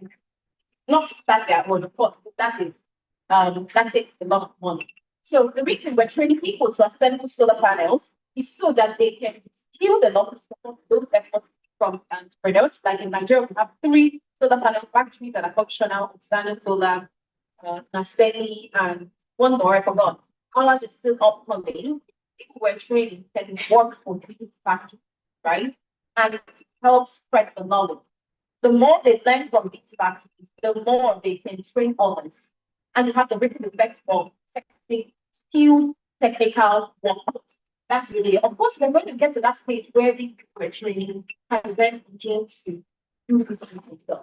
No, we don't have fun. We are now partnering with brands, by the way, to provide funding support for the entrepreneurs we train to deploy solar for their customers. The money does not go to our people we train. The money goes to paying for the customers that they fund, right? To be honest, the business of solar only need to give up to the customer. Don't need to, you can start without funding. So, but now, because of interest in the sector, banks are now doing non-banks were skeptical at first to give money to solar stuff, but now they're coming across Sterling Bank, Access Bank, First Bank. If you're a solar entrepreneur here that is compliant, like she said, if your papers are compliant, you can go to the bank and tell them about the customer that you need solar. They will pay for that customer, who will pay them their money back to you. So that's the kind of financial support we're giving our entrepreneurs who has customers that come spend. But if you're an entrepreneur without the customers, there's no help for you. So we're training young people to be able to go out and find. You know that there are young people that can get training and just sit around waiting for the opportunity, but you have to push yourself to find those customers, and there are support. Thank you very much, Glory, for that. And I know there are so many persons here who want more information on this. So at the end of the program, we can see Glory for more information. So, Doctor, mentorship, even in the academia, what's your last words around that? Thank you. In academics, mentorship starts from day one. If you watch all the students here and all the campus here, when you join year one, you have the class advisor. From there, you move to year one, year two, year three, year four, minor year, depending on the course you are studying at the institution. Academic mentorship starts from day one. And secondly, if you want your research work project to be visible, you need to work with a professor that has the knowledge on that particular area. In academic, they say publish or perish. So you look at those professors, those senior lecturers, and publish, not those that when you write, put my name. When you write, put my name. If you go and work with those people, you produce a project, but your project will not be visible. It will become dormant after you graduate. For those who publish, will take that your work, refine it, and work towards it. If you need more work, if you're going to lab to add more reagents to produce a better quality work, then for instance, in our report, we have a modern lab. And you can come to our lab and see the facilities we have. We have a general purpose lab where you can analyze anything. We have a great, wonderful lab up to international standard and well manned. You can do any research in our lab. If you come there, this your project you have, you can analyze it and turn it and make it creative. And you depend on it from it. So whenever you have a project, please don't allow that project to lie alone. Make sure that that project is moving on. And once it's moving on, you are going on. Because who has this work? Your name must be there. And if anything is coming up, whether international trip or anything presentation, you must be carried along. You can do the introduction, and your supervisor or your mentor will take up the work and complete the presentation. And whatever comes in, you benefit from it. They can only give you employment in companies. Some company can see your work and partner with you. The professor is not coming there to work in that company.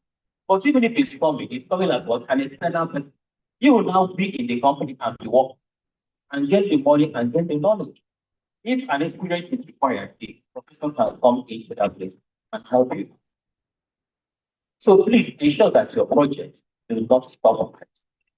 Ensure that your project is published. And once it's published, you are gaining visibility as say, Glory said. Thank you. Thank you. We will move now to my left for their final thoughts. And how best can collaboration between the academia, industry, and government help scale renewable energy business, not just in Nigeria, but in Africa? Hello. Yeah, how can collaboration between industry and academia help to scale clean energy businesses? I want to say that you don't be a one-man squad. You don't work. You have to partner. Some people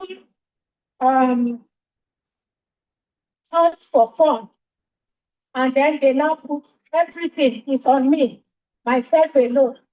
That type of vibe gives you credibility. So you partner with people in academic, you collaborate with them. And as you do that, your project will scale through. And by the time you are doing that, you need legal advice so that you will be properly guided, so that things will work out well for you. There should be technical people that knows about what you are doing. Education is key. If you are not educated in anything you want to do, it means you are not going to move forward. So you technical knowledge, you need market research, you need partnership, like I said, because as you do that, you can de-risk so many things that involves your business. For instance, partnership and research can help you to mitigate risk associated with product development, market entry, and scaling. Then access to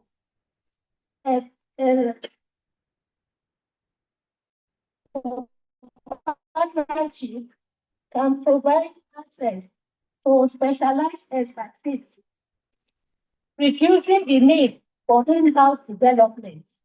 Then you can increase credibility because of the partnership with the academic. Then you can accelerate your growth in whatever you are doing using technology and the rest of it. So collaborative research and development, startup can collaborate with research institutions like the one we are doing today. We can collaborate with polytechnic and universities and some other startup companies like this. We can collaborate with them, partner with them, and they will take you to greater heights. Yes. Please so much. I'm a businessman, so I'm not going to speak as a businessman. When it comes to collaboration with academics, professionals, yeah, please let me speak as a business. So I'll focus more on mentorship. You know, I know we have people watching from different parts of the world. There are two slogans in Nigeria. I want to put those slogans and say a few things. So they say, follow who know road. Because if you didn't there, get us here. Mentorship is so beautiful. I have a mentor who said to me sometime a few years ago, said, if you can stand on my shoulders, you will see past. So you don't have to make the same mistakes I make. I know they've said a whole lot about mentorship, but I will say this. Mentorship is not cheap for the mentee. I repeat that again. You will have to go out of your way. The person you're looking up to, especially when you want physical one-on-one mentorship, is a busy person. And I need to sell this so that you don't begin to feel I'm trying to get the attention of this person, is coming for me. They are busy set of people. I have a mentor currently in my life for shoot for 1 full year. I went to Abuja, I came back, I didn't see him. I go again, I called, but you just have to keep pushing. Most times, those who are up there are looking at your resilience. Anybody can have interest. Just like we are here, everybody wants to see someone here. Everybody can have interest. And after now, your 10th old Israel. So, and that is why to come down to that one of who's ready to who's not ready to take a no as an answer. And I believe that to be you. Because I'm scaling in this industry. You need someone to take you by the hand. I'm being honest. been in this industry for almost 2 decades. I started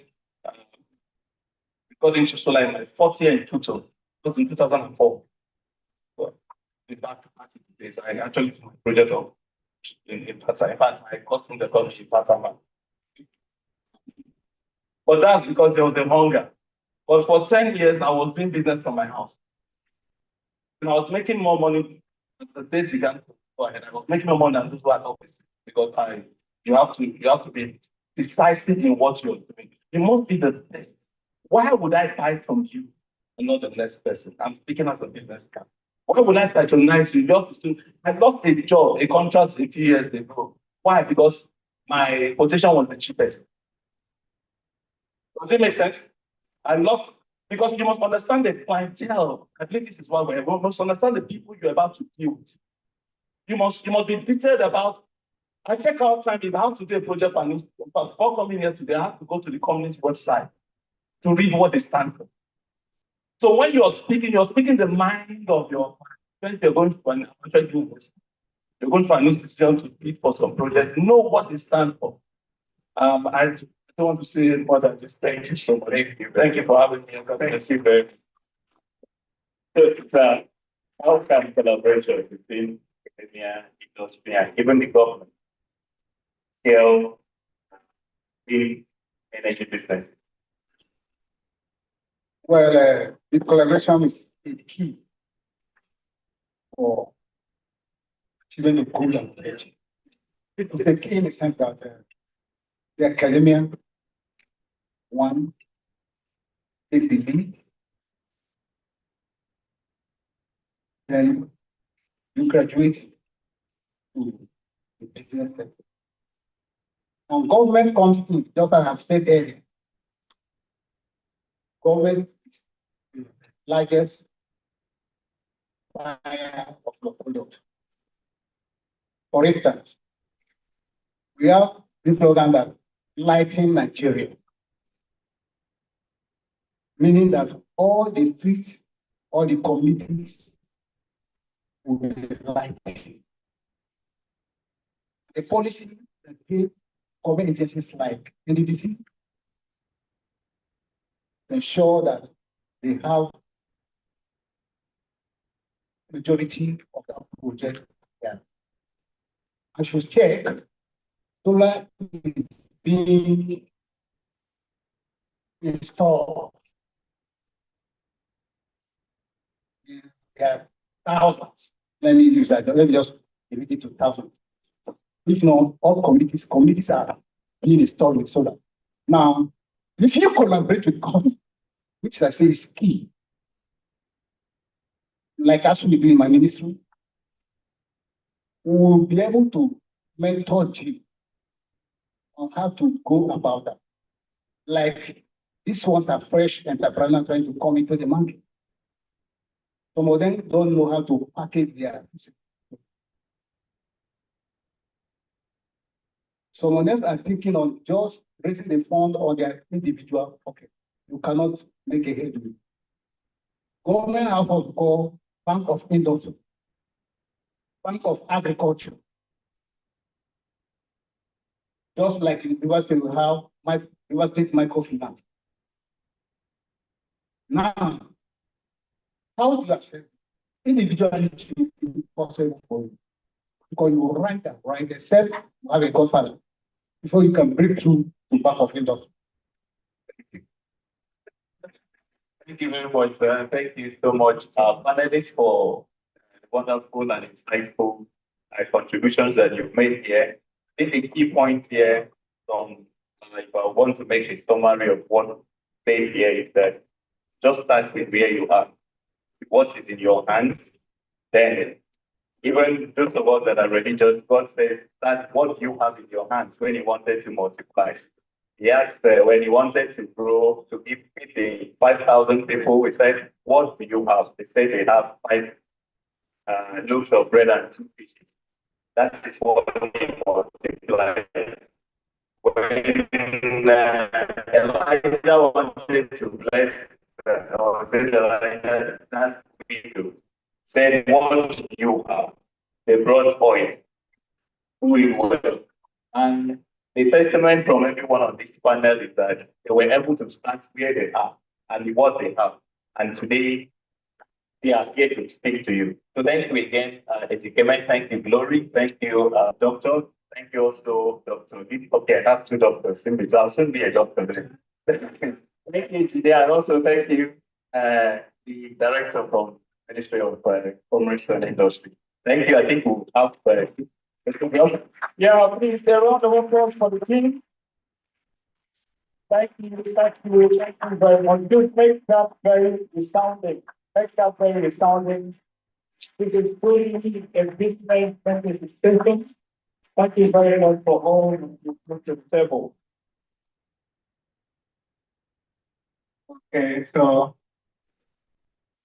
I've got a whole lot of action points from the discussion. The one that is really striking is that if he didn't pay, he didn't pay. Please clap for me now.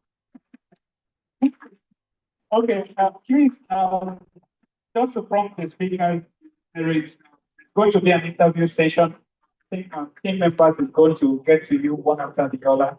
So please stick around. Thank you very much. Once more, put a round of applause for the team for a job well done. Thank you very much. President, I told you I've got so many action points from this discussion. If he didn't pay, he didn't pay. And praise the Lord. And of course, follow who know the road. Thank you very much. So please, once again, there is an interview session that is going to happen with the speakers. Please just stick around. Our team members is going to get to you. Direct you on how to go about it. Thank you very, very much. So just to fast track into the next session, because we will be wrapping up in a couple of minutes from now, we would acknowledge most respectfully one of our keynote speakers who has been here with us from yesterday, is going to be speaking from the virtual end. I'm talking about no other person but the man known as Radhakrishnan Mahalingam. Please put your hands together and celebrate. Celebrating. Please, can someone confirm if he is virtually available?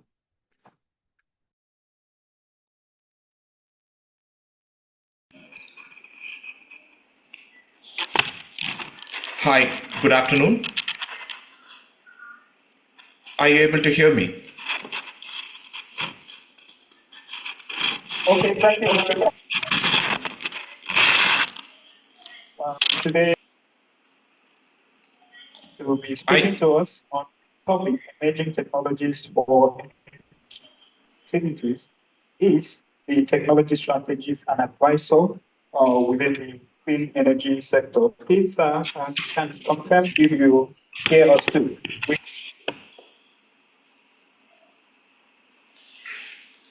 Okay, thank you. Good afternoon. Before you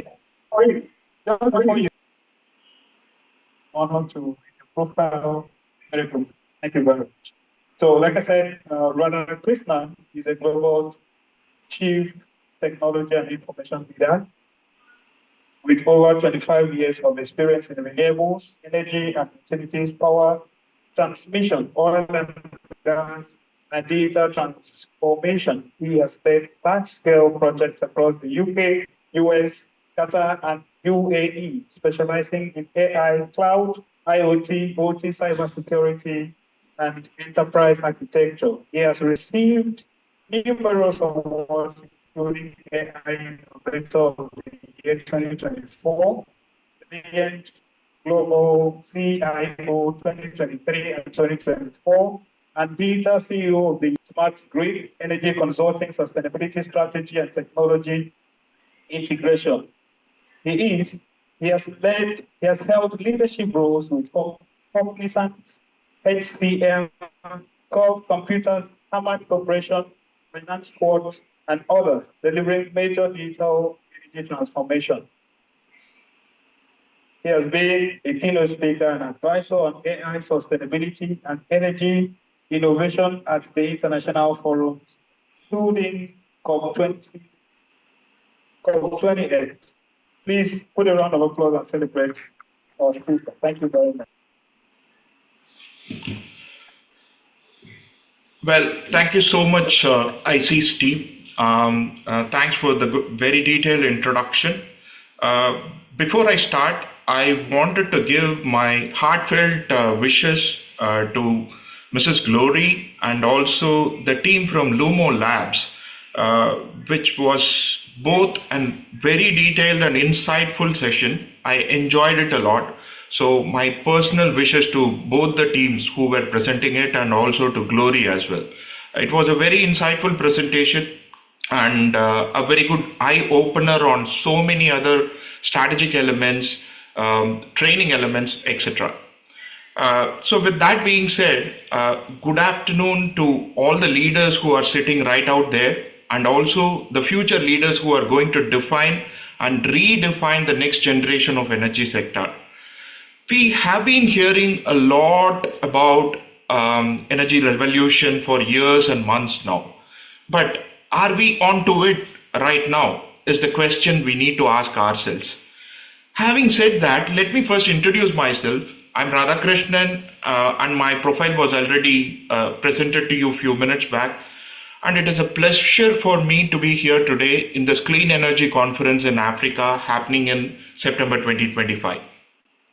Just as a background, I had the privilege, I have to say that, I had the privilege to be in the energy industry for the last 2 decades and with last 5+ years, particularly looking into the potential landscape of developments and also the decisions which are affecting those potential developments.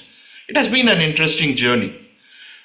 Looking ahead, it clearly looks like we are going to need more energy services in the world driven by global population and the needs of the global population. We also all recognize how we use energy and how it is going to transform significantly and urgently as well. So hence, in this talk, my focus is more on energy system transformation a lot for the next few minutes, I would say. So before I start the presentation, let me share my screen.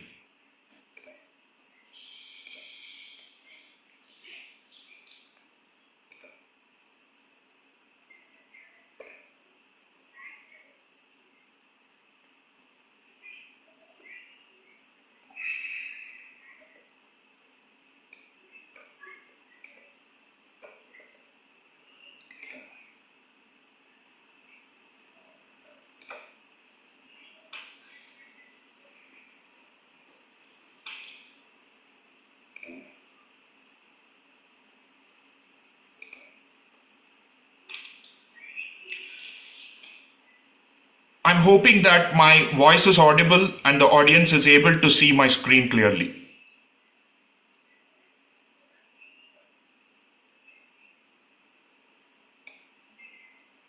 Okay, perfect. I take that as a confirmation. Let me go ahead. So my talk for the next few minutes, it's going to be pretty much on the emerging technologies for the energy and utilities sector. More importantly, in terms of Africa's clean and green energy services, which are likely to shape up very well in the next few years, I'm going to concentrate on the emerging technologies for the energy and the utilities sector for the next few minutes. I wanted to start this session with a quick note. As you can see, I've read it somewhere very recently. When intelligence meets renewables, clean energy becomes not just abundant, but unstoppable. So with that note, I wanted to move on to the next slide, where the whole next 4 to 10 minutes of agenda would look like this. I would be setting a close context on the African market. I'll also be discussing on the clean energy transformation. What are the sustainable innovation and technology-driven transformation we need to look at? And my important giveaway, more than a takeaway, is what is that I define as customer-centric utilities of the future. That is something which I always share during most of my presentations. And having given all of this background, I'm sure you will all expect what are the challenges, what are the enablers which are affecting the market, and what are the enablers which are accelerating the market also.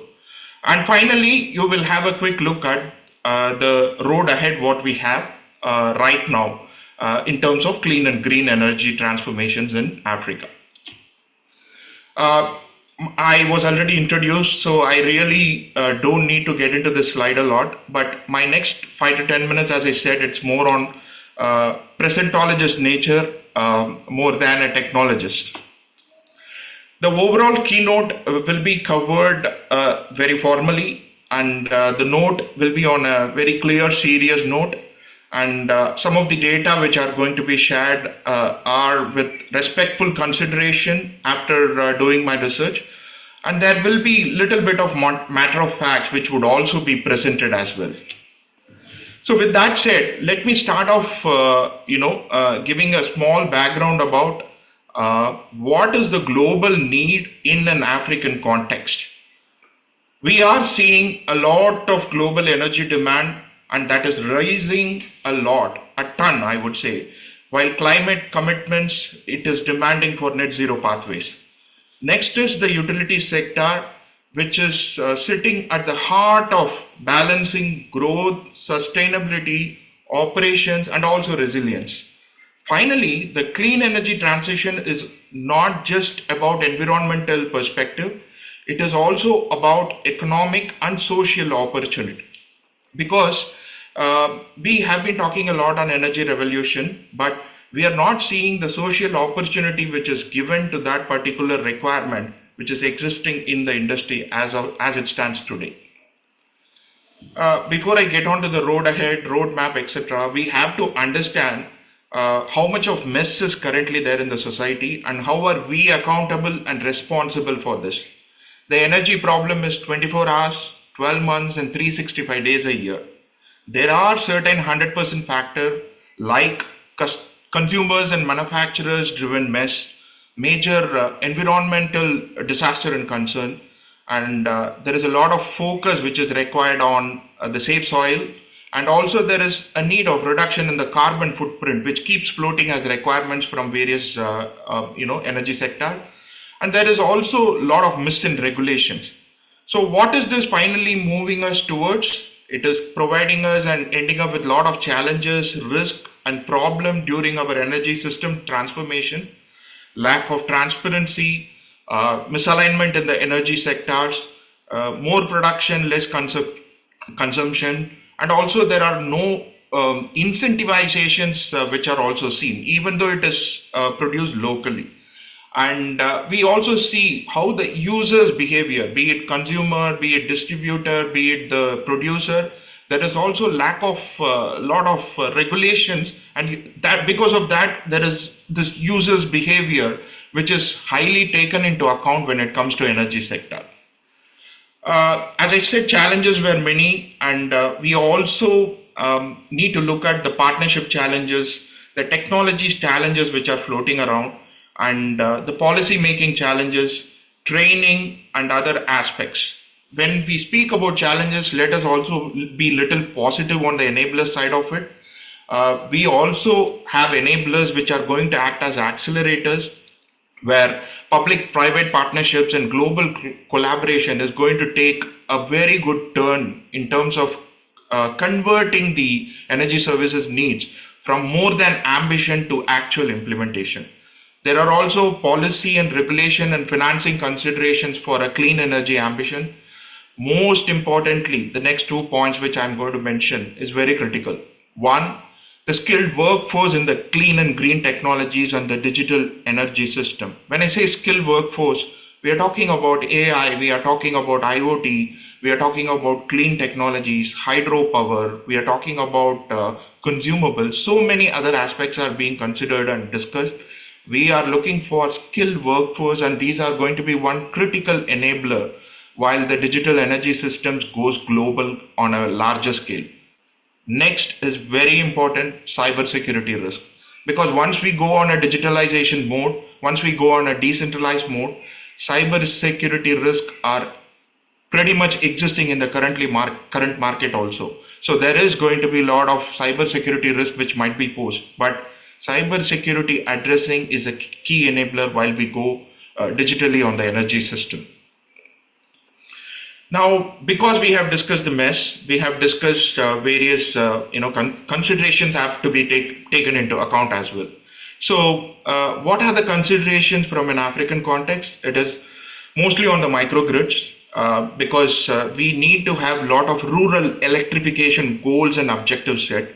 And we also look at community engagements, which has to be driven by smart contracts, including local incentives and tariffs, policy development, collaborations with the governments to ensure standards and interoperability, because this is very, very important. And capacity building, as I said before, training local engineers in AI, blockchain, and IoT technologies are very, very important for a sustainable, clean, and green technologies to be implemented.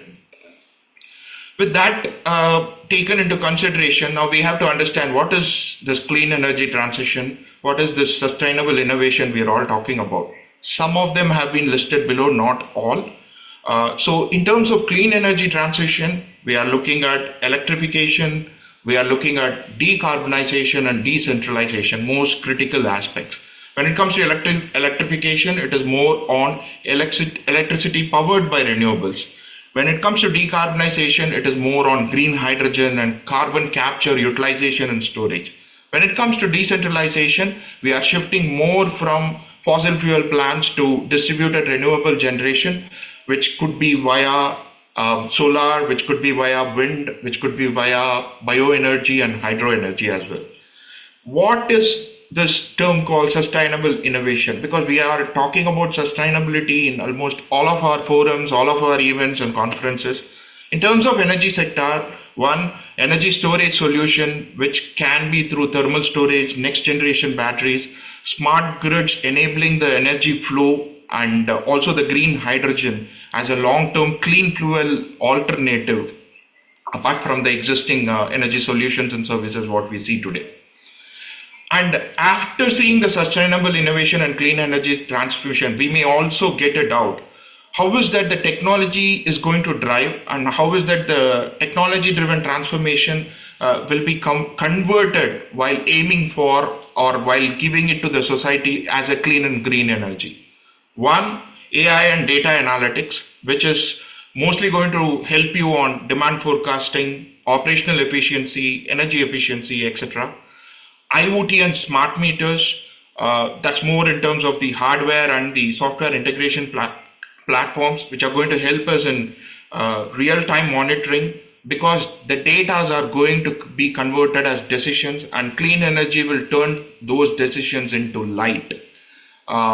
Blockchain is another very important critical energy factor, because decentralized energy trading, peer-to-peer renewable marketplaces, these are all going to be a very, very important driving factor in the future. Finally, digital twins. We are discussing about cloud transformations a lot. When it comes to digital twins, simulating and optimizing the grid operations, asset management, which is very critical for the energy companies, are very critical and very sourceable in terms of digital implementation services for digital twins. This is one important slide which I wanted to cover during our 5 to 10 minutes of talk today. I defined this as a customer-centric utilities of the future. What are the parameters which define customer-centric utilities? One is the prosumers, one is the personalized energy services, another one is empowered community. What are prosumers? Individuals who are going to produce and sell energy back to the grid. What are personalized services? Dynamic pricing, carbon footprint tracking, usage insights of your own energy mechanism and your platform. And finally, and most importantly, the energy empowered communities. The communities which are going to be empowered with microgrids and local energy ecosystem are going to be driving the customer-centric utilities which are targeted for the future. So finally, what is the road ahead? we are discussing a lot of net zero, we are discussing about digital intelligence, we are discussing a lot on sustainable practices as well. But utilities sector or the companies which are evolving into energy service companies will rather be more suppressing on their power supplier mode, pure power supplier mode, which are they are in today. Innovation will be the total point of center of intersection of technology, sustainability, and inclusivity, and that will itself drive transformation. With that said, I wanted to close my topic and my clean energy transformation slides with the final slide, where if we are considering an ecological society and an ecological society, this is exactly how we are having our society seen in the current days, where it is completely driven by mess, as I stated before, lot of contaminations, lot of energy services, but it is giving back negative forces to the society. Rather, if we consider a clean and green energy to be implemented, we are looking at all of the clean and green initiatives with proper support from the government, with proper regulatory aspects implemented, so that our entire human mechanism is going to be clean and green, at least for the next generations to come. With that said, I wanted to have my final thanks to the participants, the previous speakers, and the upcoming speakers for today. And many thanks to the Aiccees 2025 team for the third edition of the Clean and Digital Energy Conference. Just to let you know, I'm available in the email IDs which are mentioned, plus the phone numbers which are mentioned. I'm also happy to get connected with people on LinkedIn. Thank you so much, Aiccees team. And kudos to the great work done by the organizers and to the speakers who have been sharing high amount of insightful data and presentations and their services to the society. Thank you so much.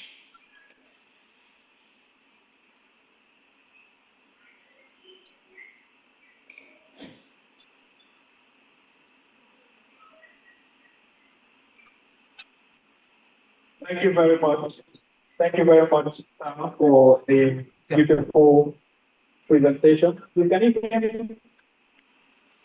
I'm able to hear you, but little bit, the voice is a little bit breaking.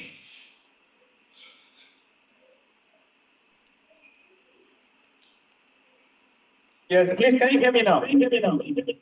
Yes, I'm able to hear you, but it is echoing a bit. If there are questions, my suggestion is if you can put that in the chat box, I can explain you better in case if there is a breakup in our noises.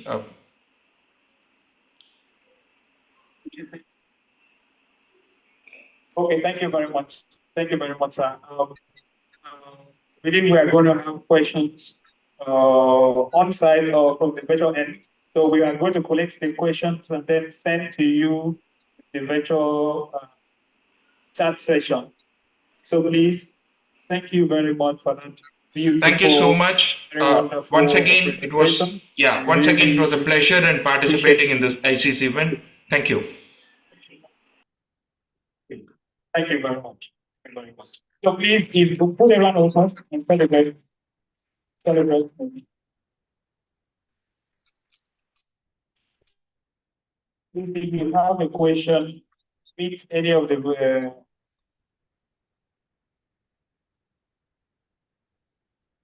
please, if you have any question, meet any of the team members, get it across to him or her responsibility. Thank you very much.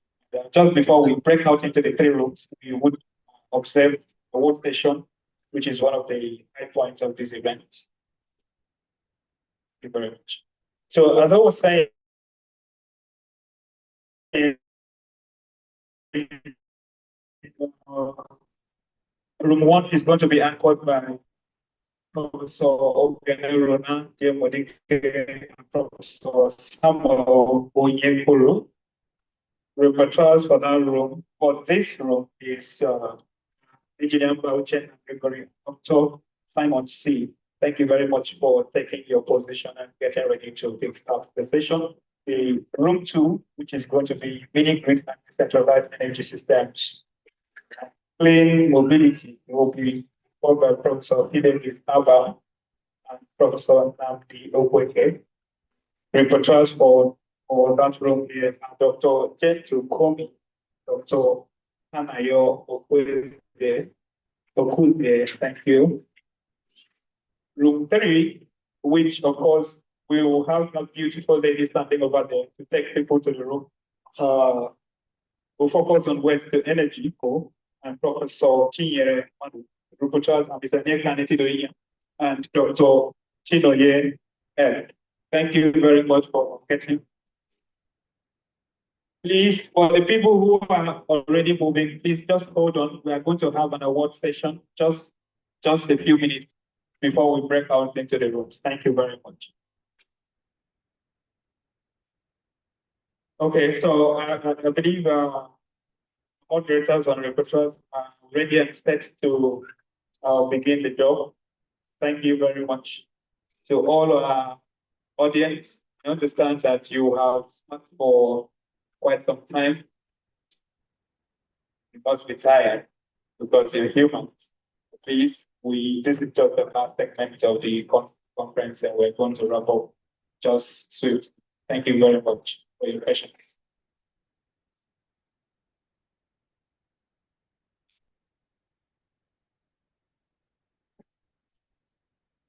Okay, so for the award session, please can our volunteers get some of the people outside to get back inside, witness the award session. Thank you very much. Thank you very much. I will call on the COO and convener, COO of Tomorrow Energy and convener of the Aiccees conference, Engineer Anthony Pastor, to come on stage for the award session. Thank you very much. Please, a round of applause for him. Thank you very much. And, thank you again for your time. I'll call on stage the conference chair to actually present this very first award that we have to Mr. Ejike, CEO and founder of Lomo Staff. The conference chair, Professor Roland.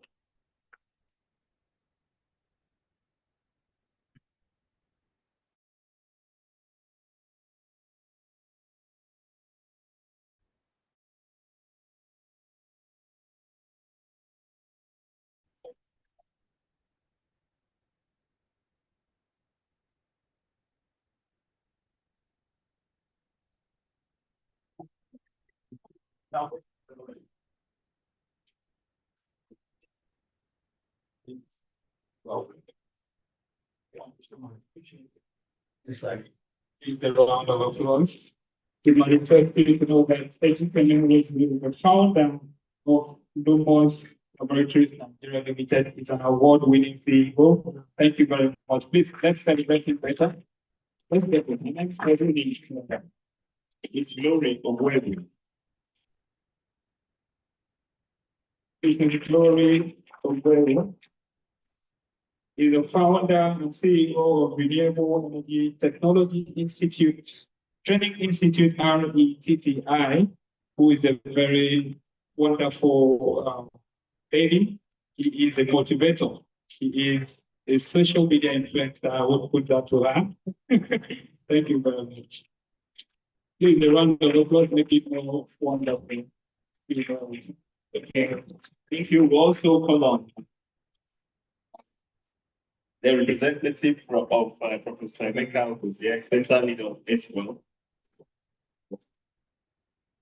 That is Professor Chinyere Manu. Thank you very much, ma'am, for working majestically to receive this award from the Center Director. Please, a round of applause, celebrate her. They came all the way from ACEWEL Center. Thank you very much. Thank you. Hold on.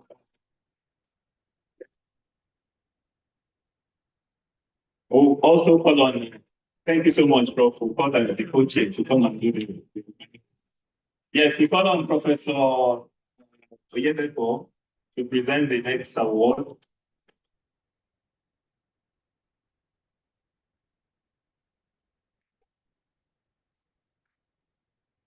This is to Professor Omodele.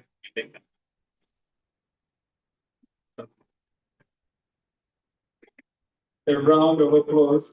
Professor Omodele, advise your name, later comes forward. He is the Director, National Center for Hydropower Research and Development. Thank you very much, Mark, for being with us yesterday. Giving a whole lot out. Please celebrate now. Thank you very much. Thank you very much. The Honorable Commission for Environment and Mineral Resources of Akwa State. Right Honorable Sika Okon Ekong. Yes, you have the Director in that ministry, engineer, and it's a receive the award and the event. Please clap, celebrate. Thank you very much, sir, for the knowledge sharing brought to the conference. Thank you very much. Yes, also the permanent secretary. Okay, thank you, sir. Professor Alban, you do the final honors. The permanent secretary, Ministry of Commerce and Industry, River State.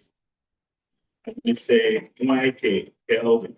The permanent secretary, Ministry. Okay. Thank you very much. Please, let's celebrate him. Wow, I think I want to.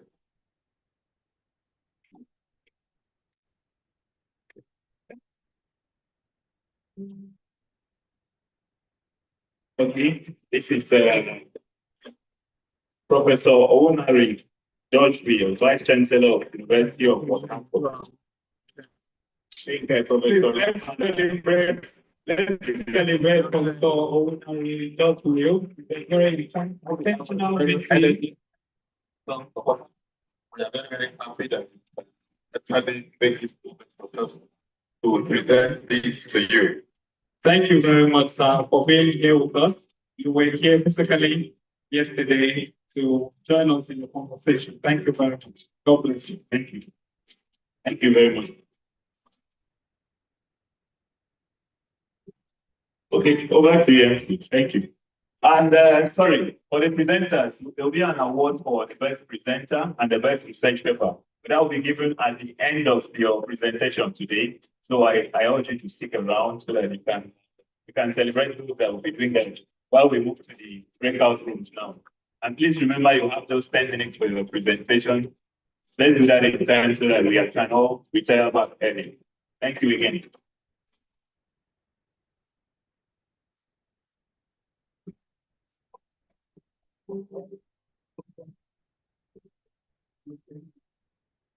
Thank you very much. As we proceed to the operation, like we said, we are looking to work and all the topic is energy aspect and energy supply in Africa.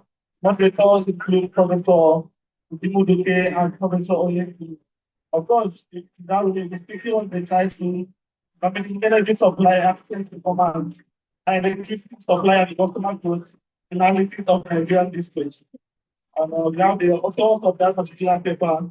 Then we have very few other paper titles at that particular group, which is I think this group there. And there were two what we got to make two of the breakout sessions.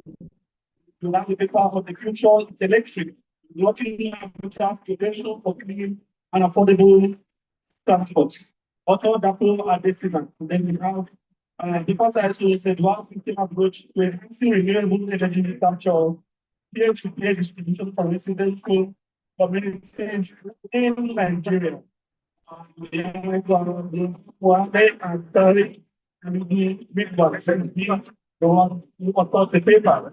Of course, we have comparative analysis of each region and each potentials in mobility for Pakistan and steps around Africa. Also, we have that is please what I'm going to make it to the breakout room to proceed with this yes and then some of them those three which is the last but not the least, of course, of the breakout rooms. We will have paper typing and practical modeling of combustion characteristics of agricultural water risks, also called Optimal on dry brine.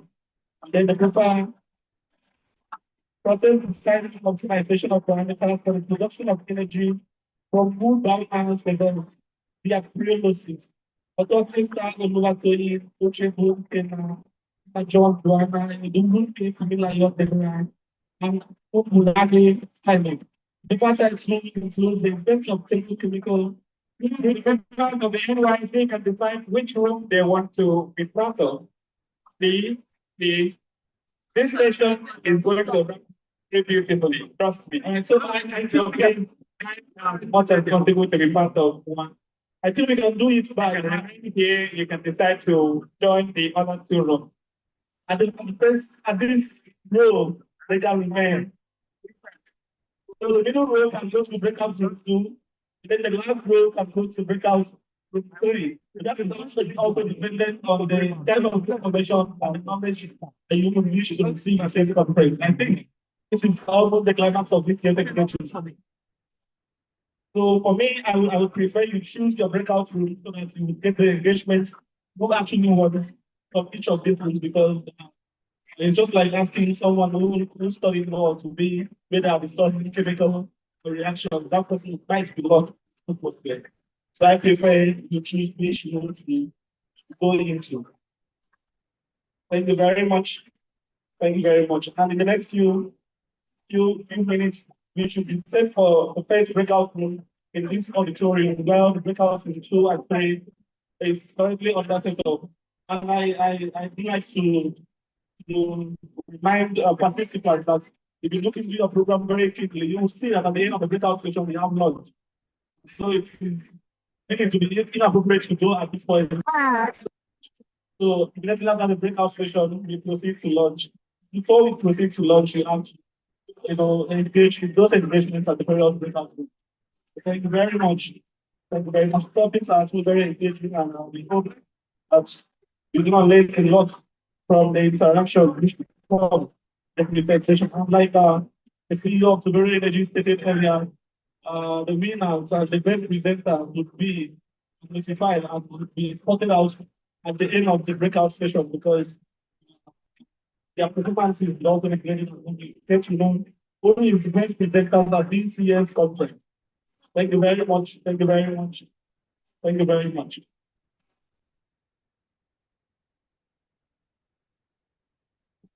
This is the third edition of Africa International Conference on Clean Energy and Energy Storage. Of course, this is held at the Institute of Petroleum and Energy Studies, or University of Port Harcourt, River State. And this conference began on June 16th, which was yesterday, of September, and we'll be getting to the climax in the next few minutes, which is today. Thank you very much, and we proceed to the breakout room before we call it a wrap. Please, we will invite Professor Okenero to take a seat so that we can begin the session. And of course, all the presenters to get ready. Professor Okenero, please. So kindly take your seat. And of course, Professor Samuel Oyekuru, please take your seat. The rapporteur, Engineer Bauchena, and of course, Dr. Simon C. Please get ready for the session is going to start just right away. Thank you very much. Please, like I said, the common pass, don't worry, you have a whole lot of time to take pictures, because we are going to have the group picture just before we get on the lunch station. Please kindly locate yourself a room.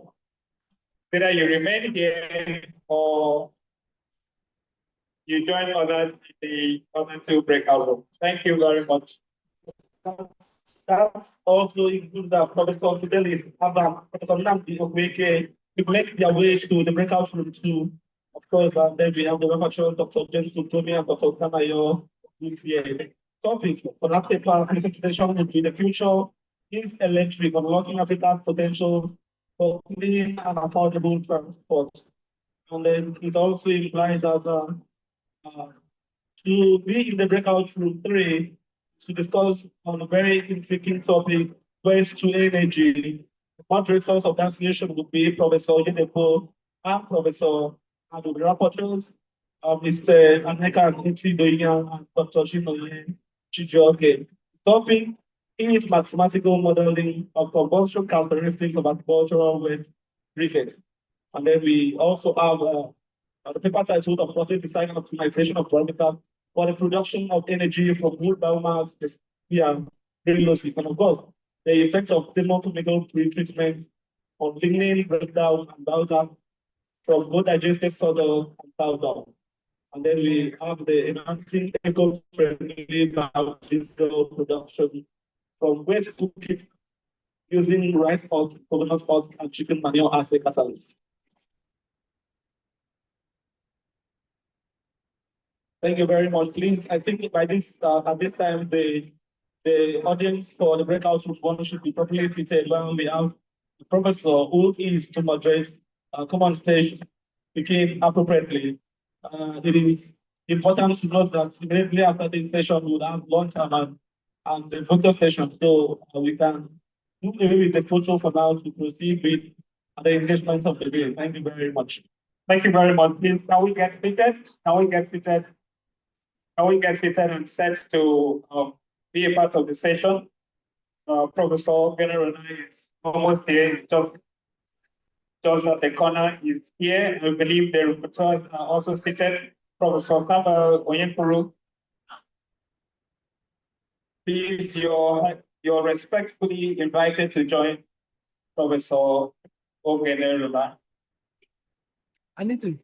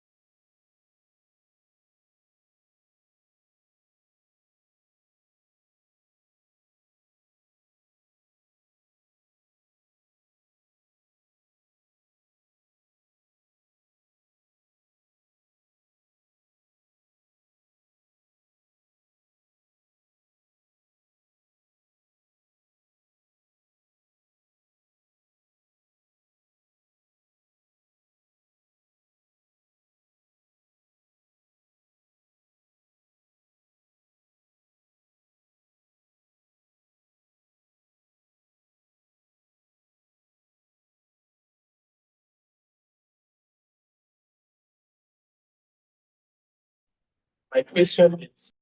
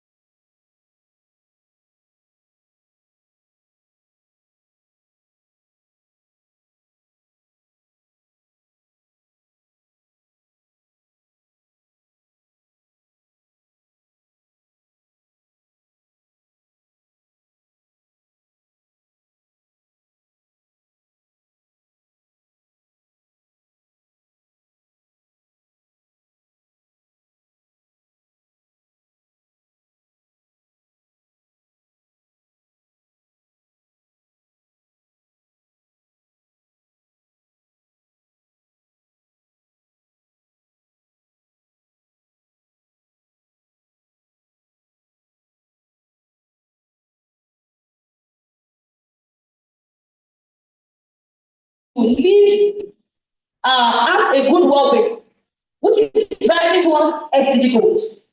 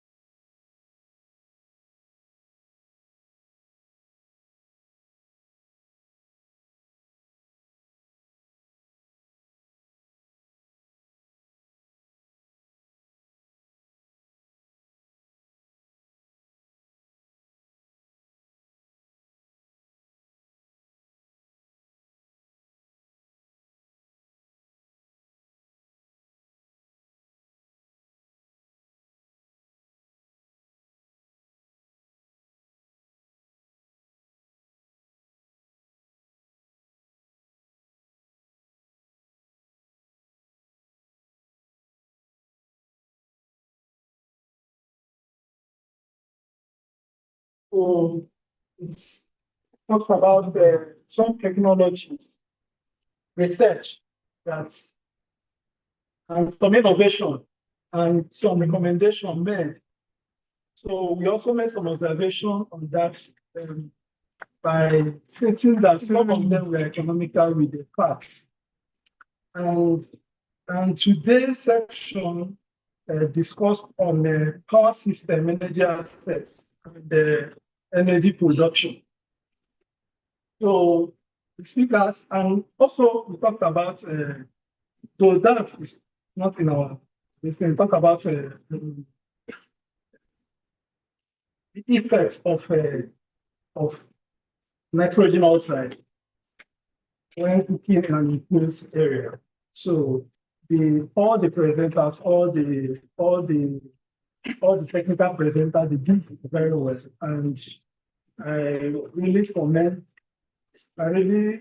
them on that paper. But there is something I observed, like in some of the presentations, and some of them did not actually state where the data is coming from. Because I saw some, especially in the area of distribution network, the data is actually confusing.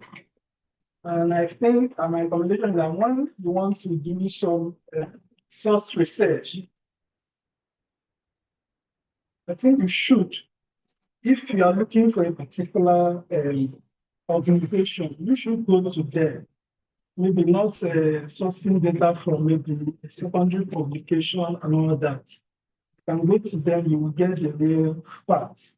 So you'll be able to make a proper recommendation. That's what you have to. Thank you. Thank you. Thank you very much, Tom. Thank you very much. Please, let's celebrate him. Celebrating your presence yesterday. Okay, we call the rapporteur representative for room 2. 3. Please. Okay.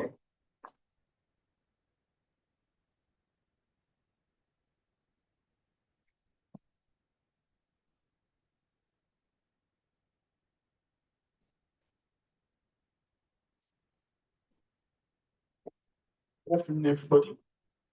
All protocols will be observed. I'm privileged to be standing in the midst of very accomplished people, business, academia. I was involved in 2 breakout sessions. One on the first day in room 1, where we talked about energy development in Africa and renewable energy systems. And the papers that were presented are looking at Nigeria's sustainability plan for the use of hydrogen as a source of energy and how we can use hydrogen in order to generate energy to sustain us because of the growing energy demand. And we also looked at some other renewable energy systems, which were covered by some other presenters in their papers. Today, I was part of the trip, and what we were looking at was waste to energy conversion. Waste to energy conversion. We have several papers that were outlining some of the importance of waste to energy waste to energy and different measures and different forms of waste. So we talked about agricultural waste. We also talked about different waste from cow dung and sawdust, which was a big one, and then some waste also generated from cooking oil, and there were some waste that were used as catalyst in order to generate biofuel, bioenergy. So I believe that this session was insightful, And I would like to thank all of the presenters, both online and on site, for their great presentations. And I would also like to thank all that were involved in the question and answer session. I believe my sessions were my breakout sessions were very interactive. Everybody was contributing and everybody was asking questions. I'm trying to prick the minds of the people who presented their papers. And although there were some things that were aligned to problems that were aligned to the papers, I believe that the presenters have taken note of it and have acknowledged it. Thank you very much. I think the ultimate deserves a round of applause for that. Let's appreciate it. Thank you very much. Thank you very much. Okay. Thank you very much. So at this juncture, I want to sincerely thank everyone.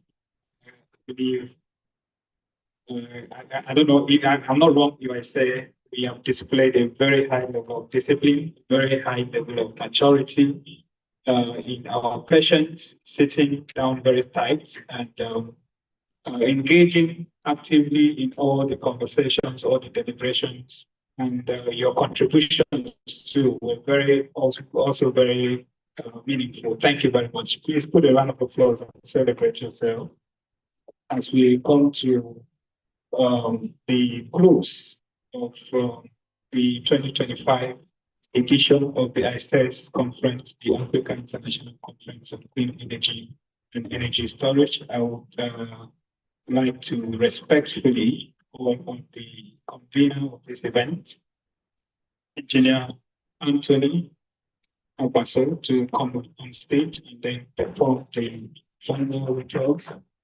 Please celebrate him. It is not easy to pull together an event of this magnitude. Celebrate him. Thank you very much. Good evening, everyone. So we started with morning yesterday, went to evening, started with the morning today, and we've gotten to evening again. That's 2 full days. I want to, from the bottom of my heart, on behalf of the CEO of Vero Energy Limited, Dr. Veronica, so I'll thank everyone for taking out time to participate in this event. From the conference organizers, to Vero Energy Limited, to the conference chairs, Professor Roland, Professor Roland, Professor Alam, and also Professor Yedeto, who we call on them at any time and at any moment. We can just out of the blue by 11 p.m. in the night conference, and they pick up and say, Tony, what is the problem?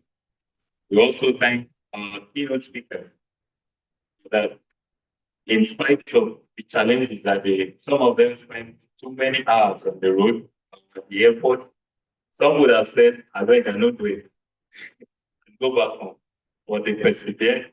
Professor Eleta, Mr. Ejikeme, Glory came by road from Delta because he had an event there. He said, okay, instead of flying back to Lagos, he would just come over here before she go back to Lagos tomorrow. So thank you very much for taking our time to be with us physically. We also want to thank SQL as sponsors for this event. We also want to thank all the Transforming Energy Learning Partnership Program. Please, all those that come out here, all those that benefited from the scholarship from Transforming Energy Access Learning Platform. Okay, just wait for a moment. So we want to thank you, all the presenters, the rapporteurs, because no matter what we say here, if there is no one to document it, we'll just finish talking and come back next year. There will be no record. So thank you for being the record keepers. Our Aluta Continua, the core members, thank you so much for taking our time to join us today. The staff and management and staff of University of Port Harcourt, and also IES, The staff here are very, very supportive. I think we've had a better conference than the one we had here last year. And all the invited guests were able to join us both virtually and in person. Thank you very much, Alicia Butterfield from UK, Professor Lawrence from US, Professor Radhakrishna. Thank you so much, and also Professor Dr. Tari. Yes, thank you very much. I think Mr. Larry, Chairman, and Rian also, the Renewable Energy Association of Nigeria, they were partners on this. Yes. So for our presenters, we do have, there were so many presentations that was done. Some of them were graded. At the end of the day, we'll come out with the results of the grade, the best research paper, and also we have the best paper presentation award. And I would love to call on stage Professor Aoyedepo to give this presentation. Then the second one will be done by keynote speaker, Professor Eleta. So for the best presentation award, this goes to Google, but then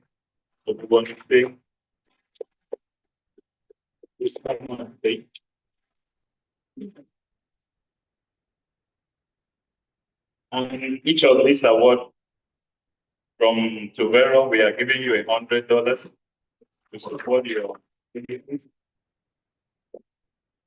Congratulations on behalf of the organizer of the Aiccees. I'm happy to present this award today.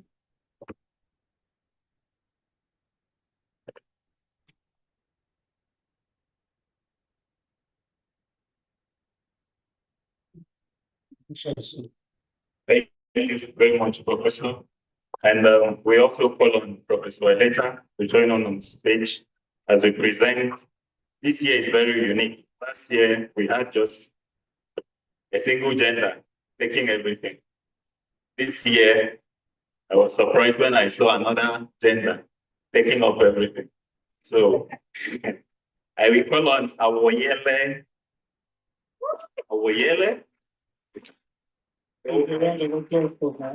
Because the best paper. Best research paper. Best research paper. Congratulations. On behalf of Aiccees, I present you this now. Oh, I should say something. She approached me yesterday. She has the work she's doing and she wants to go on it. So I'm not surprised she's getting this. Congratulations. It goes on to with the $100 as part of our gift from Tuvero. Congratulations. Thank you.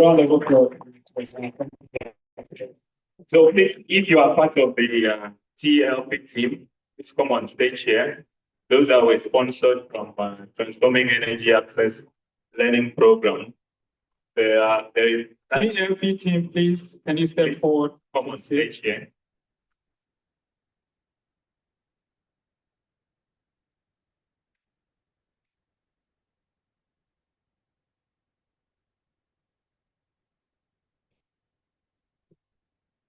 Are you not part of them? It's cool. Okay. That's interesting. Thank you. So let's benefit from Transforming Energy Access Learning Program. So I think it's They have to travel all the way. From Kaduna, right? Abuja, and we have Brian is from Uganda. Sorry, Kenya. We have Obaron from Abuja, and we have Eli from Abuja, right? Kaduna. Then we have Justice from Kenya. Uganda. In Uganda, and we have Golden from Tanzania. So thank you so much. I don't know if what I'm going to say a few words to your sponsor.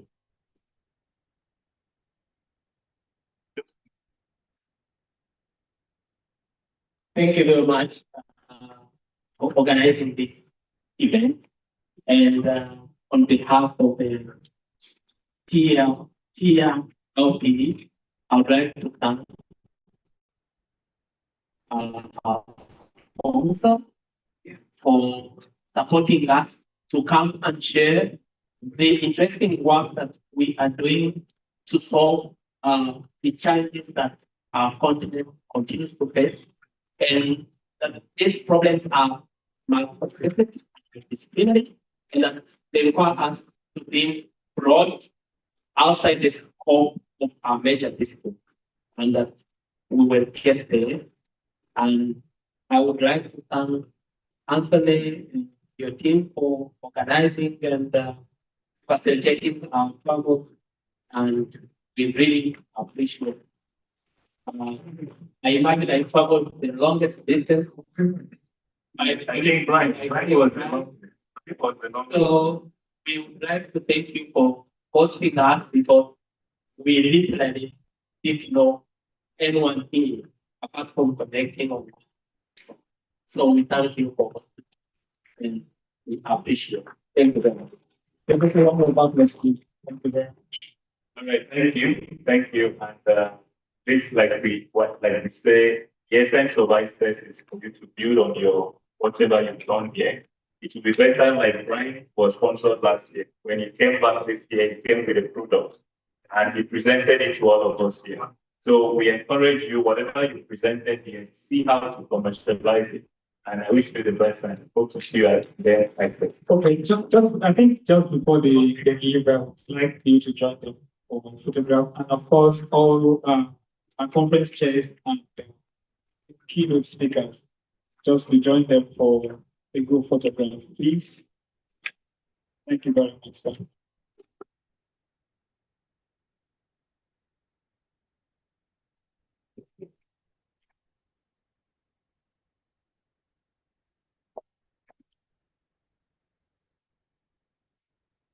I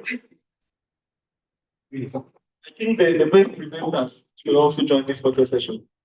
The best presenters. Yes, please join us.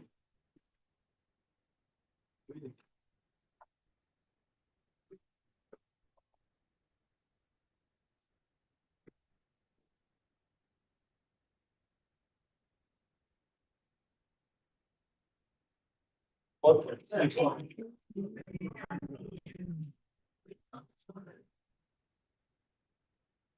What a woman can do, a man can do better. So let's say that will be the one to win. Okay, photographer, you know. It's just a minute. I think he's trying to switch it.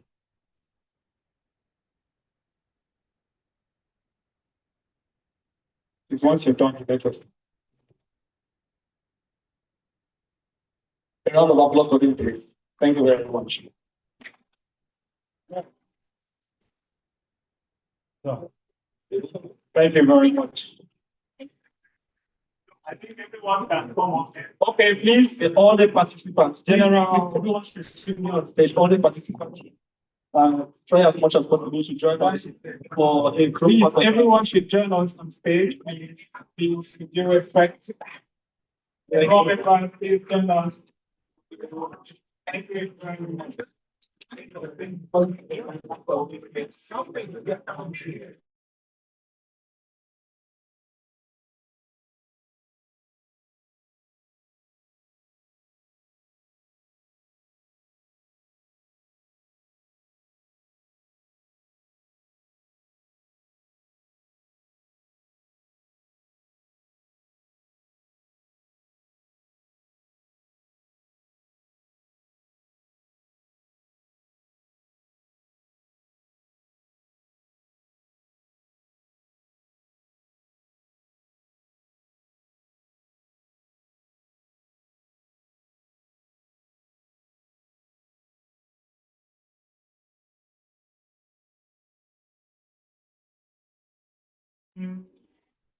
Please, demonstrate the team hand. Chess, cheese, hip, hip, hip, hip, hip, hip, hip, hip, hip. I spent 2025. Thank you very much.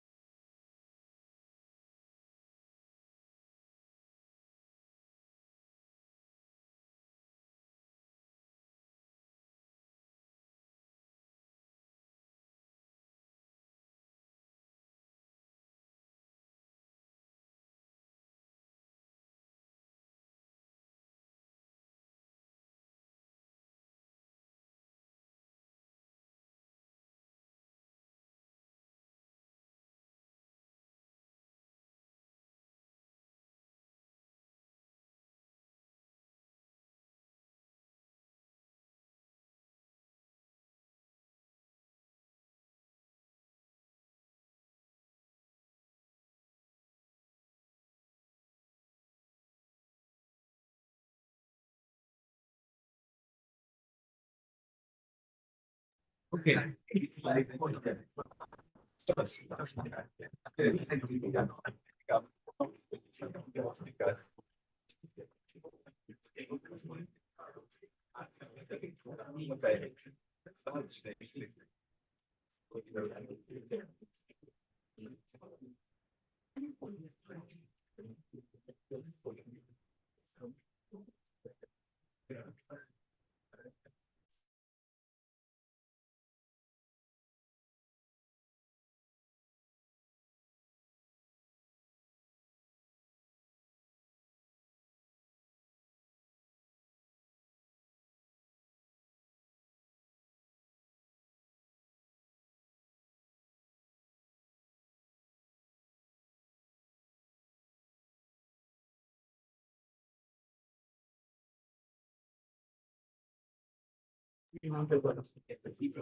Okay. Thank you very much.